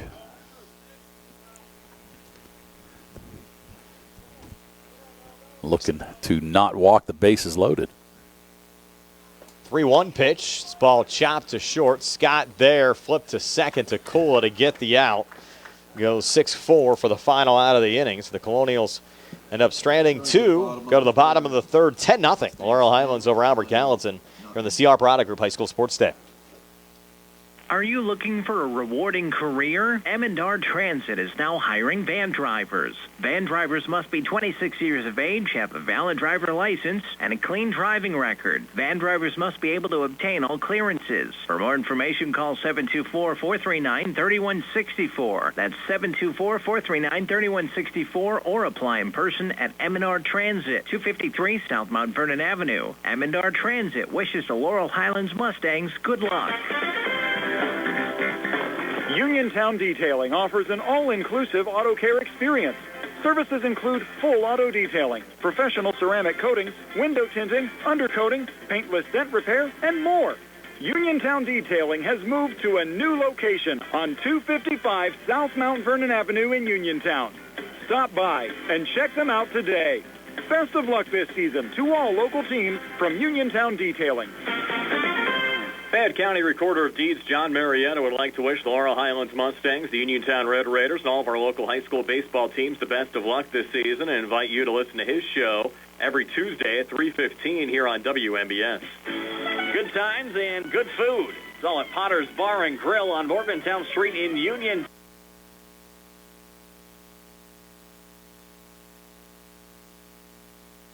So get out of the house and make your next night out at Potter's Bar and Grill on Morgantown Street in Uniontown. Call them up at 724-438-9835. That's 724-438-9835. Or visit Potter's on Facebook. We'll see you at Potter's. We're back here at Mustang Field, Landman Field here at Laurel Highlands High School. Moving to the bottom of the third inning, a 10-0 lead for the Laurel Highlands Mustangs over the Albert Gallatin Colonials. Nick Pegg starting his second inning of work. Came on in relief of Johnny Skotulak. And he'll face the top of the order, Joe Chambers, Ben Diamond, and Carson D'Amico. The Mustangs starting their third trek through the order. We're only here in the bottom of the third inning, and Pegg throws that one in the dirt to Joe. Chambers 1 for 2 on the day. Singled his last time up and scored on that Carson D'Amico double. Pretty amazing, though, when you're averaging 9 guys up per inning. Granted, it's early. Yeah, this is true. 10 already across, and Chambers a chopper there going to short. That's Barton. Over to McGee to retire Chambers 6-3 for the inning's first outs. Nice play there by Barton. Now batting left field. Good arm. Ben Diamond. Showed a nice arm, nice range there. I bring up Ben Diamond. Ben got on via an error first time up, scored a run. RBI single, stole a base, scored a run in the second. Now Nick Pegg settling down here a little bit. Gets a strike there on Diamond. Count to 0-1. D'Amico waiting on deck. One out here in the inning. 0-1 pitch. A little low. Evens up the count at 1-1. Mustangs 2 in the first, then 8 in the second. Now we're working here in the third. 1 out, nobody on. I'd be kind of interested to see where the pairings are tomorrow, Brian. That's something that everybody looks forward to, try to figure out where you're going to play, what you're going to do. And you're right, I think Connellsville will have a play-in game, more than likely. 5A, correct. Yes, in 5A. As you said, hopefully the Mustangs and Uniontown get good seeds. I think you're looking at Uniontown, third place tie with Elizabeth Forward. They split the season series. If the Mustangs get the 5, you'll have probably Uniontown slotted as a 10 or 11 as Diamond strikes out for the inning's second out. Well, let's look at the standings in 4A among the three conferences. I think you're going to look at your top 4 seeds. Montour, we talked about, number 1, so pencil them in. West Mifflin or North Catholic for number 2. I think I'm going West Mifflin. You might even have Beaver take the 3 over North Catholic. That's what happened last year. Just a tougher conference. 2 losses came against Montour. Right. Then North Catholic in at 5 as a conference champion. Yep. So I think those are your top 4 seeds. Those are the teams that are going to get the bye.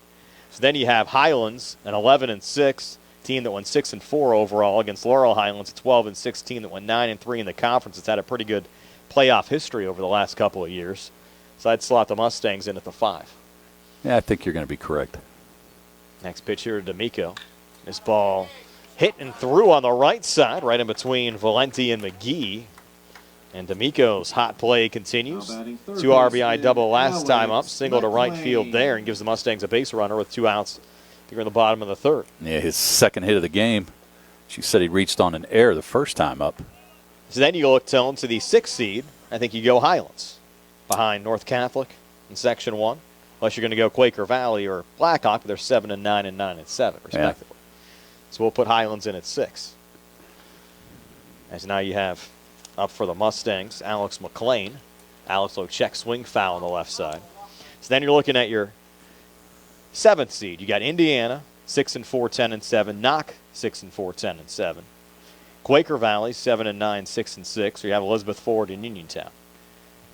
Warriors 8-6. Red Raiders 9-7. Both teams 6-6 overall. So you go in there for 7. Well, you got to figure. That's a tight one because yeah. all teams similar records, and they all finished in 3rd place. You basically have the top 2 teams out of each conference there. Right. And you have Quaker Valley and Blackhawks, sub-500 records, and play tougher schedules. Right. So you have to take that into account as well. There's another rip. That one in the gap in left center for Alex Mclean. Heading down to third is Carson D'Amico. He'll slide in safely. Mclean almost caught there in between the bags, and he's ruled safe at second. Yeah, he was fortunate. Kind of got caught halfway and able to get in there safely. Going to dust himself off. That's going to bring up Frank Kula. And what you actually might see happen, back to the seeding stone, so you seeded your top 6, and from 7 all the way down, I think you're just going to have matchups against teams that aren't in the same conference. I agree. So if you're going to put, I don't think it really matters number-wise that much. You just want to make sure you don't have the same teams out of the same conferences playing one. Well, they're not. Yeah, no, they're not going to let that happen. You know that. Now at the plate, Frank Kula takes the first pitch for ball 1. That's extremely rare that they match up teams. So for the sake of just putting numbers in, you could put Indiana at 7, and then you can move Elizabeth forward to 8. Then you're going to have Quaker Valley at 9. That way you'd have an EF Quaker Valley matchup. And then you have Indiana at 7. You could put Uniontown at 10. Yep. And then you have to look at who your 6 is, which is Highlands. And you have Blackhawk at 11, and your 5's Laurel Highlands, and put Knock in at 12. And you can slot those however you want.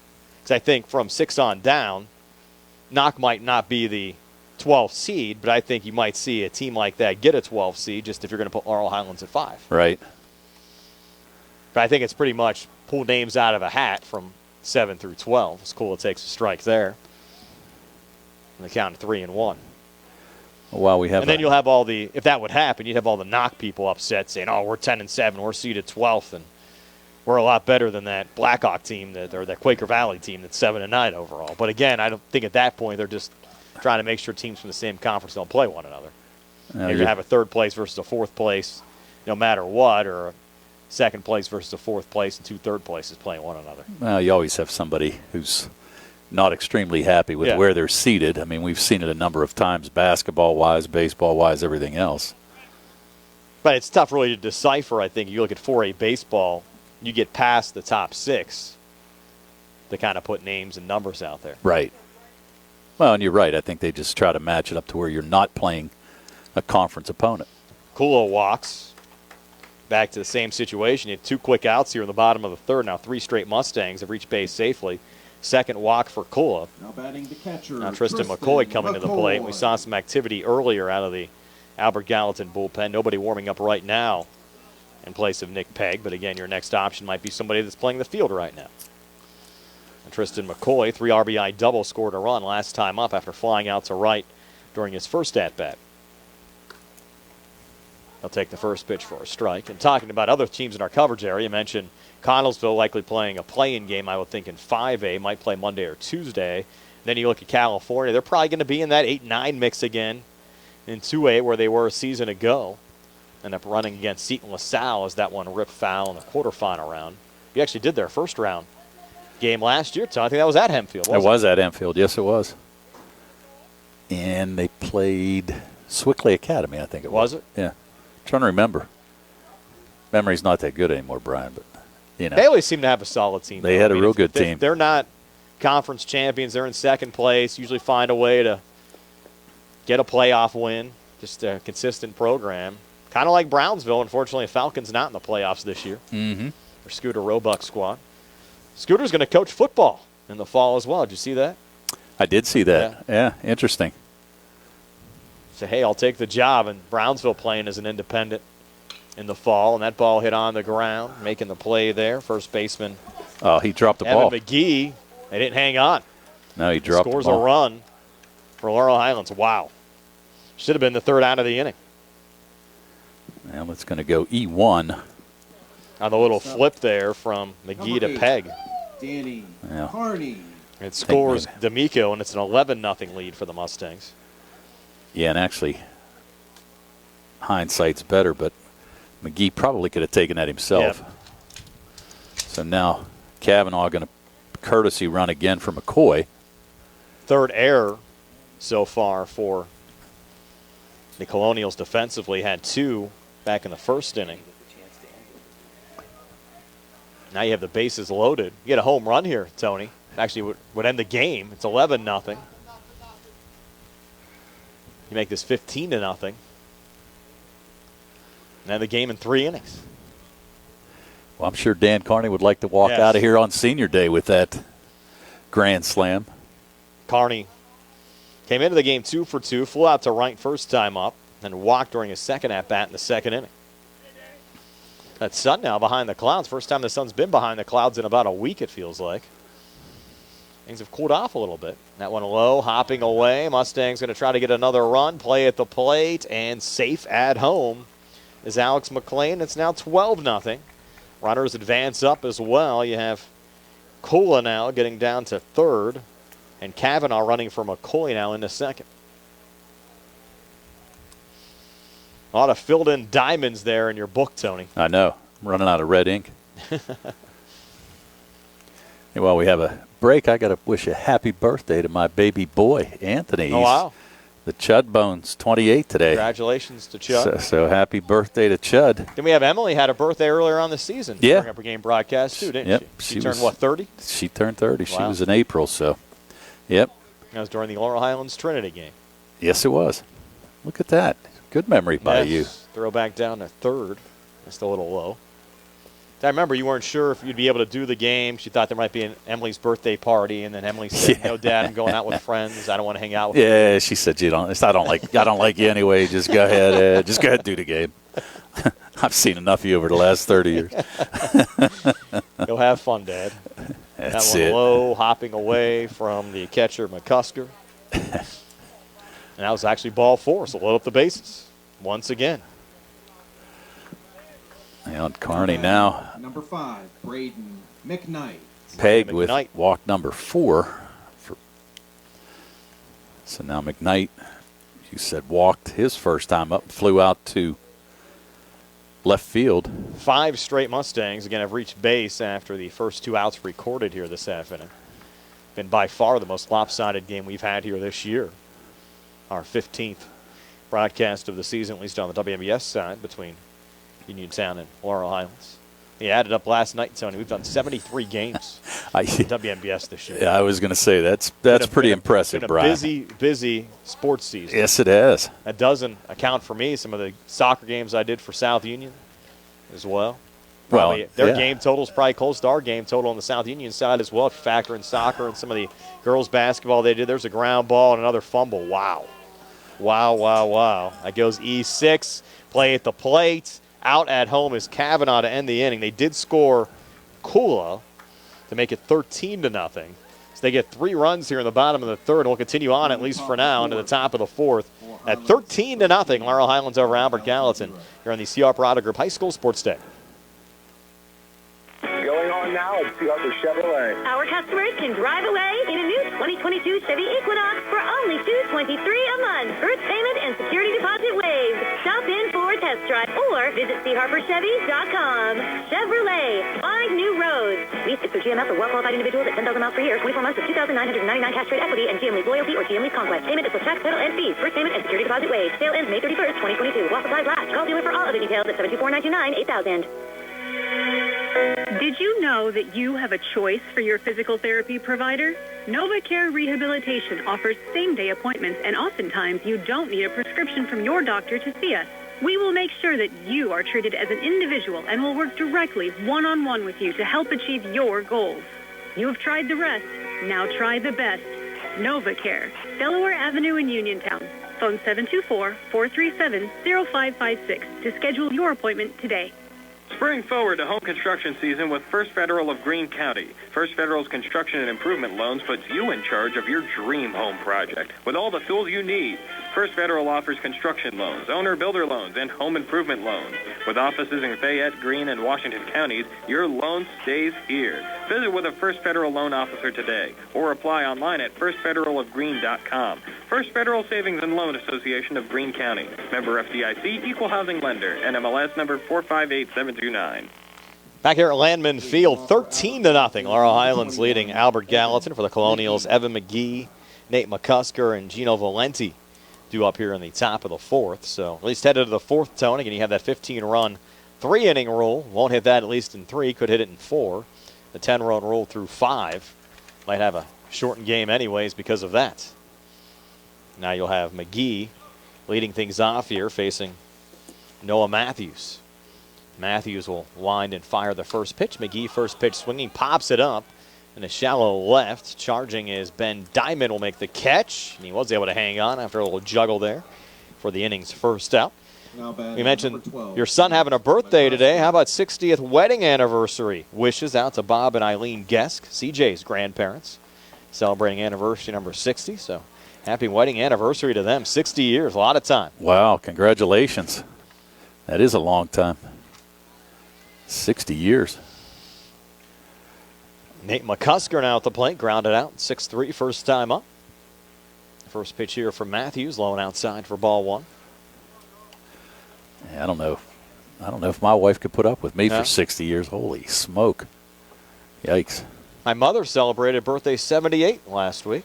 Is that right? A day before Mother's Day. Happy birthday to her. That one fouled off. I was going to say, did you get rained on out in Ohio, by the way? I did. Friday we got 9 in playing golf, but it was miserable. Then we got 18 in Saturday. It was a little better, still wet. And Sunday had nice weather. Yeah. I was thinking about you. I'm thinking every time you go out of town to play, you get rained on. Every time I go away, something happens. A little chopper to short. Scott's there. Throw over to first. In time to Chambers. McCusker retired. 6-3. We'll be golfing together, Tone, in a couple of weeks, playing in the benefit for the South Union Township Rec Center down at the Uniontown Country Club. Had an opportunity to play in it a season ago. I have to thank our buddy Jim O'Neill for setting it up. We'll have Dave Dunaway with us in our foursome. Wow. Yes. Celebrities. Yes. Jim O'Neill and Dave. That'll be a lot of fun. It'll be the Saturday of Memorial Day weekend. I'm sure there's still spots available. We had a good time last weekend. Laurel Highlands football boosters are also going to have an outing. It's in July, and what did I text you, 16th or 17th? I'm trying to remember. Joe Farron's asked me to give him a shout-out about the outing. Give him a little plug. I'll try to check my text messages and find out the date. Yeah, because I had texted to you, so I didn't forget. Needless to say, I did. Forgot. You're right. Your memory is getting better. I told you, yeah. Well, see, I'm 60. That's I'll go along with their anniversary. Our buddy Gary Frankhauser checking in. Listen to our broadcast here today. Next pitch on the way. A little outside there to Gino Valenti. Freshman walked first time up. That's July 15th, the Laurel Highlands football golf outing at Uniontown Country Club. Okay. Uniontown basketball also having their golf outing in August as well. I saw Coach K sending that out. He was watching our broadcast a little bit earlier. That ball from Valenti hit high in the air to Carson Scott. Will make the grab for the third out of this top half of the fourth. So 1-2-3, top half of the fourth. 13-0 Mustangs over the Colonials. Go to the bottom of the fourth here in the CR Product Group High School Sports Day. Does your car sound like it's saying, trade me in, trade me in, every time you start it up? Well, go to Ford of Uniontown and trade it in. That's right, your Uniontown Ford dealer is ready to assist you with a new or pre-owned car, truck, or SUV purchase. Ford of Uniontown has all the deals, all the inventory, and they are ready to deal. It has never been a better time to buy a Ford. Service is their top priority. No matter where you purchase your Ford car or truck, Ford of Uniontown will be happy to service it for you. They offer Ford-trained technicians, Ford-certified parts and service, 1-year, 12,000-mile parts warranties, and new state-of-the-art service equipment. Call or stop in today to see the hometown service of Ford of Uniontown, Route 40 West across from Applebee's. So listen to your car the next time you hear it say, trade me in, trade me in. Ford of Uniontown, Route 40 at the top of the hill. Mom Marucas Pizza Shop, located at 64 Barton Mill Road in Uniontown, is your prime place to enjoy local high school sports. Mom Marucas is family-owned and operated where pride of ownership certainly shows. The Sampson family carries on the tradition of homemade pizza, salads, subs, and wings. Mom Marucas is open Monday through Saturday, 4 to 10 for indoor-outdoor dining and takeout. Call 724-438-9066 or visit MomMarucaPizza.com for their menu. We're back here at Landman Field, 13-0 Mustangs over the Albert Gallatin Colonials. New pitcher for Albert Gallatin, Alex Dahlbeck. Dahl back on a pitch. Looks like you have Nick Pegg back out in center field. See if Matsis Chapman's out there in right. Yes, he is. Yes, he is. So it might be Scott Ulak out of the game. It looks like out in the left. No, Scott Ulak's in the left, so Cyrus Potkel's out of the game. As we make our defensive changes. So again, to recap, Dahl back pitching, Pegg back in center, Scott Ulak in left, and Matsis Chapman in right. And you'll have Carson Scott leading off the bottom of the fourth inning here for the Mustangs. 13-0. Yeah, let's see what we got here. I'm just trying to work up final numbers here for Pegg. You just said now Dahl back on. I mean, Scott, Chambers, and Diamond, hitters 9, 1, and 2 for Laurel Highlands here in the bottom of the fourth. The Mustangs managed to muster 2 runs. The game will end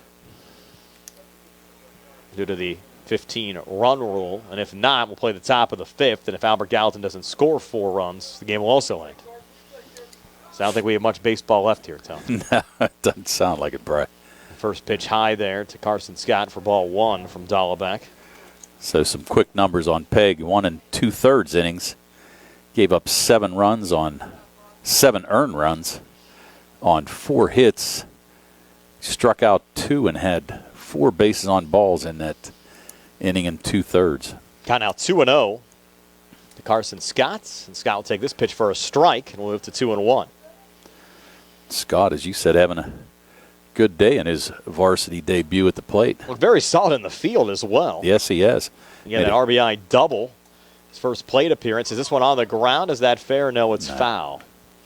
Down the third baseline. Take the count to 2-2. Yeah, he has looked smooth at short, no doubt. We brought in our subs as well. Sarah's now running the score hub for Frank Cole, who's out ordering pizza. Yeah, Frank's he's trying to cap off these senior day activities with a little pizza coming in for the team. Also, Mr. Sankovic celebrating a birthday today as well. He's 82. Oh, congratulations, Coach. Maybe that's where they're all at, Tony, celebrating today. Yeah, might be. Now batting number 1, Joe Chambers. I guess Scott struck out down there. Scott struck out, yep. We were celebrating birthdays, so yeah, happy birthday, Mr. Sankovic. Yeah, Coach Sankovic, congratulations. This one popped up in foul territory. Go over the dugout here out of play 0-1. Yeah, actually got hooked up with Coach and his son Brian and Tom for a little while at the night at the races, the fundraiser that the Mustangs had. Another pop-up in foul territory. Colonials almost had a play on. Unable to haul it in there was Evan McGee. Ball drops foul for the second strike on Joe Chambers. Had a nice night. Had a few adult sports drinks. Yeah. Watched the horse races. And is there anywhere you go where that's not the case? Church.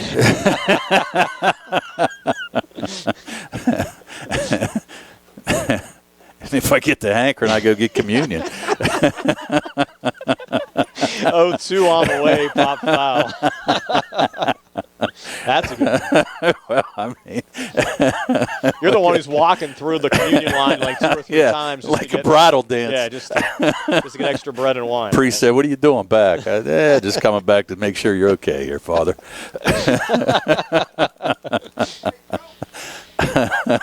0-2 again to Joe Chambers. Thought it was. This is what happens in a 13-0 game. That's Gallback, true. Chopper to shorts. Barton throw over to first in time to McGee to retire. Chambers 6-3 for the innings. Second out, so now Ben Diamond will come to the plate. Ben Diamond. And now they're going to keep an eye on me at church on Sunday. I squealed on myself, man. They'll have one of the ushers coming over, just they'll start pointing at you, like watch this guy. Just start throwing more money in the basket. You'll be able to go through a couple times. Wafers only for you. That's it, right? Yeah, on a bread diet. Ball 1 to Ben Diamond. Hope this game ends quickly here. It's going to get in trouble here in the late innings. If it goes 7, could get ugly for us. Strike there for Ben. We're trying to behave for the most part. FCC hasn't come on us yet, so. Next pitch on the way. It's license renewal time, so we have to be on our P's and Q's. Yeah. 73 games will get your license renewed. Try to provide a good community service for sure. Yeah, no kidding. That's fantastic, though, really, for the kids and the fans. And the whole video element, and again, thanks to Jerry and all the folks at South Union for their help as well. Grounder to second, and play not made there by Valenti. So the Mustangs get another base runner. Ben Diamond with 2 outs here in the bottom of the 4th. Center fielder Carson D'Amico. Of course, the guy back there pushing all the buttons, too, makes it possible. Nick Barczyk back inside our WVU Medicine Uniontown Hospital studios. Nick's dedication to the station is second to none. I would agree. He's employee of the year every year. Yes, he is. Carson D'Amico back at the plate. First pitch swinging. Sends it on a line into center field. Catch made there by Nick Pegg to end the inning. So we played 4. It's 13-0. Laurel Highlands over Albert Gallatin. If the Colonials don't score 4 in the top of the 5th, it'll end. We're back with the top of the 5th right after this on the CR Product Group High School Sports Day.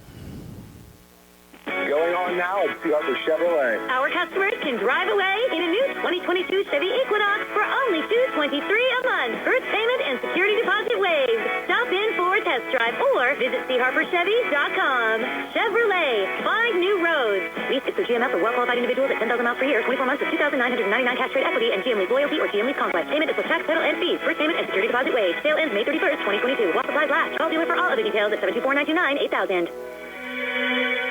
Did you know that you have a choice for your physical therapy provider? NovaCare Rehabilitation offers same-day appointments, and oftentimes you don't need a prescription from your doctor to see us. We will make sure that you are treated as an individual and will work directly one-on-one with you to help achieve your goals. You have tried the rest. Now try the best. NovaCare, Delaware Avenue in Uniontown. Phone 724-437-0556 to schedule your appointment today. Just as your local State Farm agent combines good neighbor service with surprisingly great rates, you can combine your home and auto. And guess what you'll get? That's right, good neighbor service with surprisingly great rates. In fact, State Farm agent Lauren Yeoman is your go-to agent in Uniontown for the service you deserve at the price you want. So try to combine home and auto today. State Farm agent Lauren Yeoman will help you mix and match things perfectly. Call 724-592-6308 for your surprisingly great rate. Like a good neighbor, State Farm is there. Back here at Landman Field, this could be it. Top of the 5th inning, 13-0. Laurel Highlands over Albert Gallatin. Colonials with hitters 8, 9, and 1 up. It'll be the pitcher, Alex Dahlback, batting in the spot that was previously occupied by Cyrus Potkel. Noah Matthews still on the mound here for the Mustangs. As we said, Matthews going to go 4 or 5. He's going to get a complete game if he can get out of this inning. Pretty impressive considering he pitched an inning yesterday as well down at Thomas Jefferson. Misses on the first pitch, a little low there to Dahlback. 1-0. And actually, I'm going to take a look at something here. I was going to look for Dahlback's numbers. Oh. One of these folders here. It's going to be right there. Swing and a miss, even if they count at 1-1. That's going to be there. Second page. There we go. There you go. And Dahlback batting 154 without an RBI this season. Lefty Dahlback against the righty Matthews. Fouls off the 1-1. Takes us to 1-2. Yeah, I'm just looking to see. So, yesterday Matthews only threw 16 pitches. Okay. So there was no limit on him today. He was right, under 25, yeah. Right, 26. Yep, that's what I was trying to check out and see. I had looked at the box score from yesterday. Must have felt pretty good about where he was at as Dahlback fouls off another one there on the left side. Went off the school bus. There you go. You have to watch where you park. Sarah says she's glad she moved her car because there were some foul balls back where she was parked. You got to park behind the school bus, Sarah. Yes. You'll learn this as an intern. Only day 2 on the job for her. Already doing a great job. Next pitch to Dahlback. Swing and a miss, strike 3. So 1 out. Here in the top of the 5th. Shortstop, Bryce. Sarah comes to us from California, University of Pennsylvania. Actually, she's an Albert Gallatin grad, so she has mixed emotions about this game. Played on the soccer team down at Albert Gallatin. She's rooting for alma mater, but she's really just rooting to stay on the WMBS staff, Yes, right? yes. Okay, just checking. That was a 4th strikeout on the day for Matthews. Now Bryce Barton at the plates. First pitch to Barton, and therefore a strike. Of course, we do a lot of work on the South Union side as well with Gary Smith from CUTV. He does a great job down there. Our South Union sponsors today, the Sprouse Insurance Group, insurance agent David Hughes, United Bank, Davis & Davis Attorneys at Law, South Union Township Supervisors Robert Schiffbauer, Rick Vernon, and Jason Scott, Southwestern Gastrointestinal Specialist, SWGI in Uniontown, and Zebley Mahal and White, Uniontown Business and Bankruptcy Attorneys. One out here in the inning. Matthews facing Barton, who fouls one off. Counts at 0-2. Another good crowd here today, though, Yes. Brian, for Senior Day. Able to live stream those Senior Day festivities for you earlier. If you missed them, we'll have them up on the archive on both the WMBS and South Union Township Sports Network Facebook pages. Have them up on YouTube for you later on tonight as well. Ball there from Matthews. Takes it to 1-2. Now, perfect day for baseball. Yep, sun's back out. The daylight now, not getting dark till 8:30, 9 o'clock. Have some time, go home, grab dinner, take the dog for a walk. There you go. Enjoy the evening. You and Murray. Yes. Scamper along. I had him down on the sheepskin trail at 6:45 this morning, taking a little walk before work. I was thinking about you. At I like that 6:45. trail. I try to use it as much as possible, and it's great to see the folks from the city of Uniontown extending it as well. And I think at some point we'll get it going all the way through the county. Be a nice touch. Counts now at 2-2. And you watched your Penguins last night? Yeah, that was not pleasant. I'm worried about the rest of the series.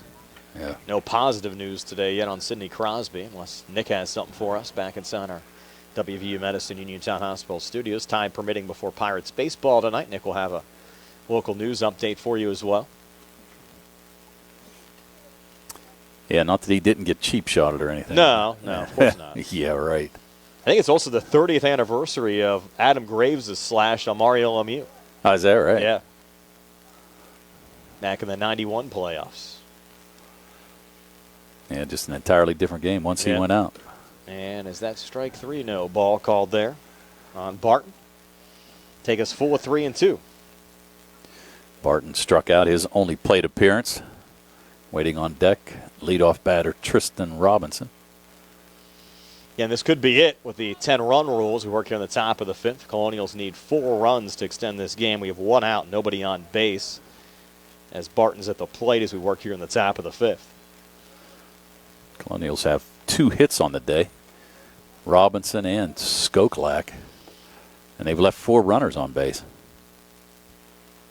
That one high and inside, and that's ball 4 to Bryce Barton. So a little life for the Colonials. They get 4 here, Tone, in the top of the 5th and extend Third this. baseman Tristan Robinson.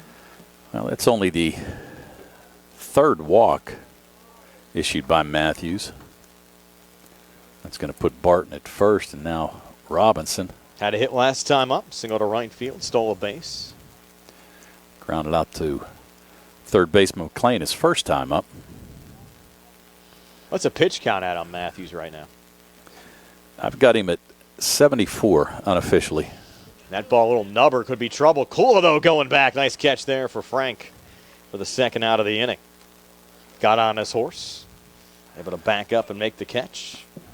Yeah, and a nice home run here, Tone, on Tuesday. Yeah. I was listening to you guys fish with a nice call. Yes.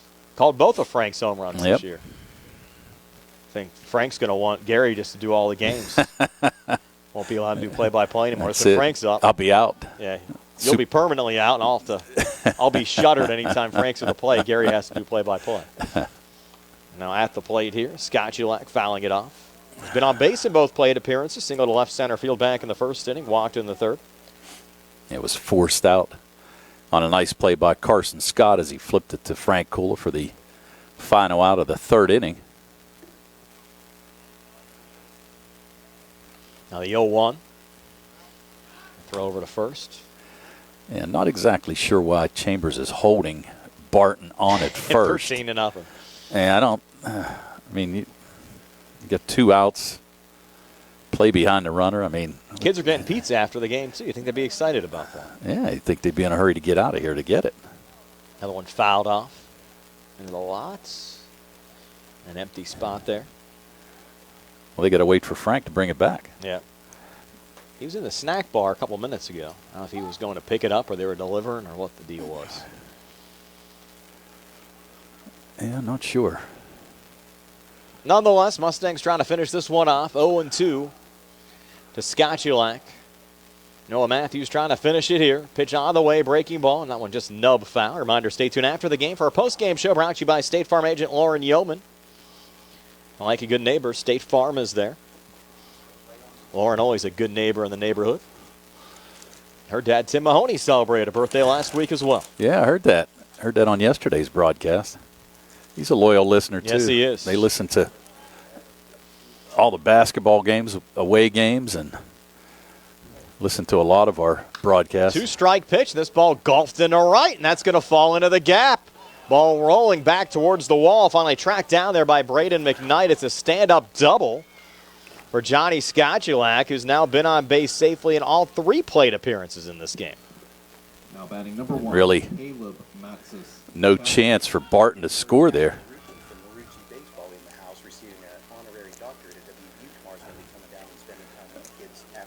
Oh, is that right?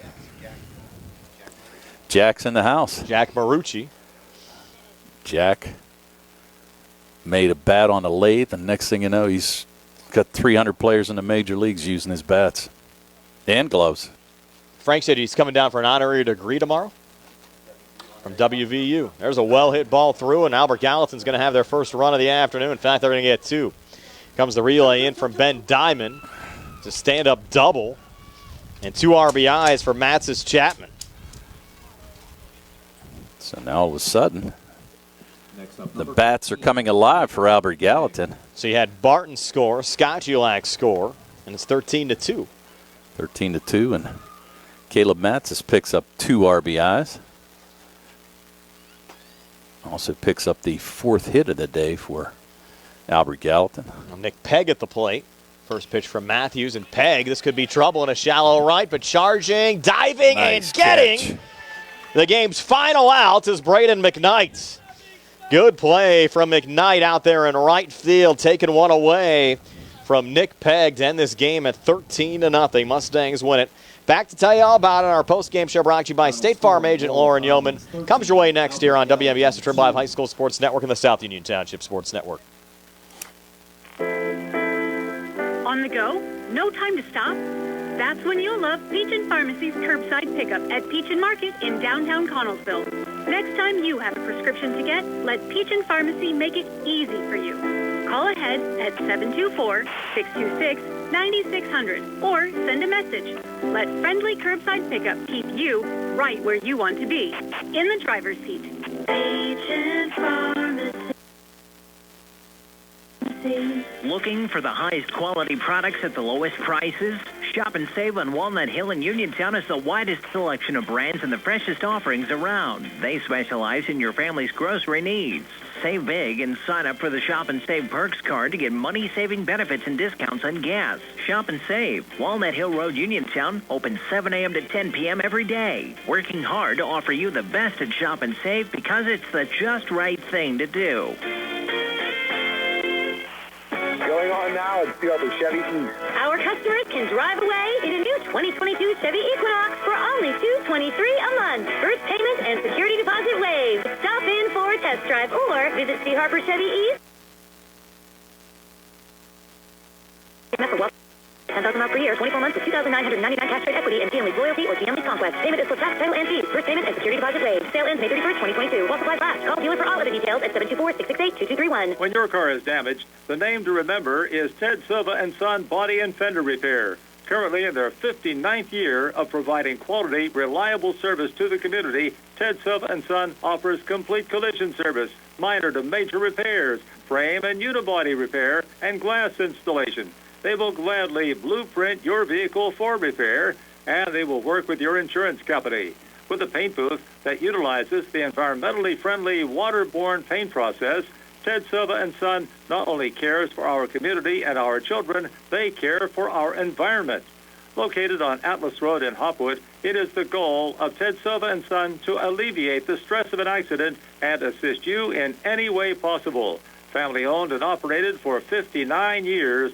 Call 724-437-2351 for Ted Silva & Son Body and Fender Repair, LLC. Proud to sponsor local high school sports. Casey's now offers a sit-down banquet hall at 65 Lebanon Avenue in Uniontown, and you can seat up to 50 people with kitchen facilities. Let Casey's fine staff cater it for you. A perfect intimate setting for your small affair, such as showers, reunions, or after funeral dinners. For all information, phone 724-550-4126. That's 724-550-4126. 724-550-4126 for Casey's Sports Cafe. With branches in Markleysburg, Connells, Somerset Trust Company is truly Fayette County's community bank. We invite you to stop by and experience the Somerset Trust Company difference. Local decision-making, convenient locations, extended hours, award line and mobile banking, and more. Somerset Trust Company, community banking worth talking about. Branches and ATMs throughout Fayette County. Sam Davis was a gift from heaven. He knows the law and the court system unlike anyone else I've ever met or seen. Sam helped me get through the federal court system with the best possible outcome. Davis & Davis, personal injury and workers' comp. We at Davis & Davis are humbled by what our clients have to say about us. If you've been injured, call me, Jim Davis, for a free consultation. We have been helping injured people for over 40 years. Call 724-437-2799. We're back here at Landman Field, 13-2 your final score. The Laurel Highlands Mustangs defeating the Albert Gallatin Colonials. Our post-game show brought to you by State Farm agent Lauren Yeoman. Here's Tony with your game summary. For the victorious Laurel Highlands Mustangs, they scored 13 runs on 9 hits.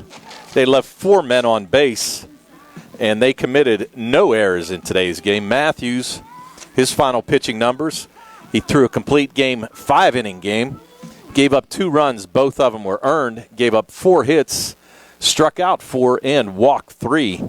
The hits for Albert Gallatin, Scotchelak had 2, Caleb Matzis-Chapman had a double, and he drove in 2 runs, and Tristan Robinson with the other hit for the Albert Gallatin Colonials. Also for the Mustangs, hitting-wise, you had Carson D'Amico go 2 for 3 with a couple RBIs. Alex Mclean 3 for 3. He had an RBI. Tristan McCoy with a double that scored 3 runs, 3 RBIs. Carson Scott with a hit. And you also had Ben Diamond and Joe Chambers with hits, and Diamond had an RBI as well. So the Mustangs put together 13 runs here today. And as we said, the offense was a little bit tough over the first 2 games of the week with Uniontown, but they came alive here today and put it on Albert Gallatin. For Albert Gallatin, as we said, they scored 2 runs on 4 hits. They committed 5 errors, and they left 5 men on base.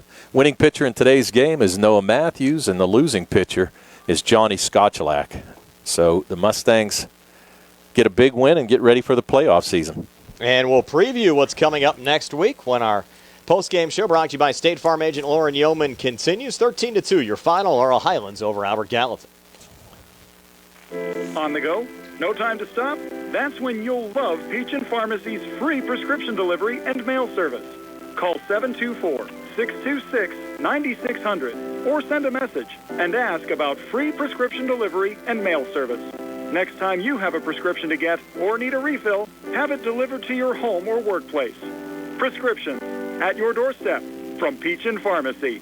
Peachin Pharmacy, your local pharmacy. Going on now at Arthur Chevrolet. Our customers can drive away in a new 2022 Chevy Equinox for only $223 a month. First payment and security deposit waived. Stop in for a test drive or visit charperchevy.com. Chevrolet, find new roads. Lease is through GMF for well-qualified individuals at 10,000 miles per year, 24 months of 2,999 cash trade equity, and GM Lease Loyalty or GM Lease Conquest. Payment is with tax, title, and fees. First payment and security deposit waived. Sale ends May 31st, 2022. While supplies last. Call dealer for all other details at 724-929-8000. UPMC Centers for Rehab Services on Wayland Smith Drive offers cutting-edge physical therapy. Jim Burns and his staff are residents of the community, treating sports injuries, neurological conditions, back pain, sprains and strains, joint replacements, hand injuries, and other conditions. They treat you efficiently and safely by taking all necessary precautions while convenient location and hours, part of the community. Call the office with a prescription from your doctor or schedule by direct access 724-437-7500. Mom Marucas Pizza Shop, located at 64 Barton Mill Road in Uniontown, is your prime place to enjoy local high school sports. Mom Marucas is family-owned and operated where pride of ownership certainly shows. The Sampson family carries on the tradition of homemade pizza, salad, subs, and wings. Mom Marucas is open Monday through Saturday, 4 to 10 for indoor-outdoor dining and takeout. Call 724-438-9066 or visit MamarucaPizza.com for their menu. Bad hair day? Bad day at the office?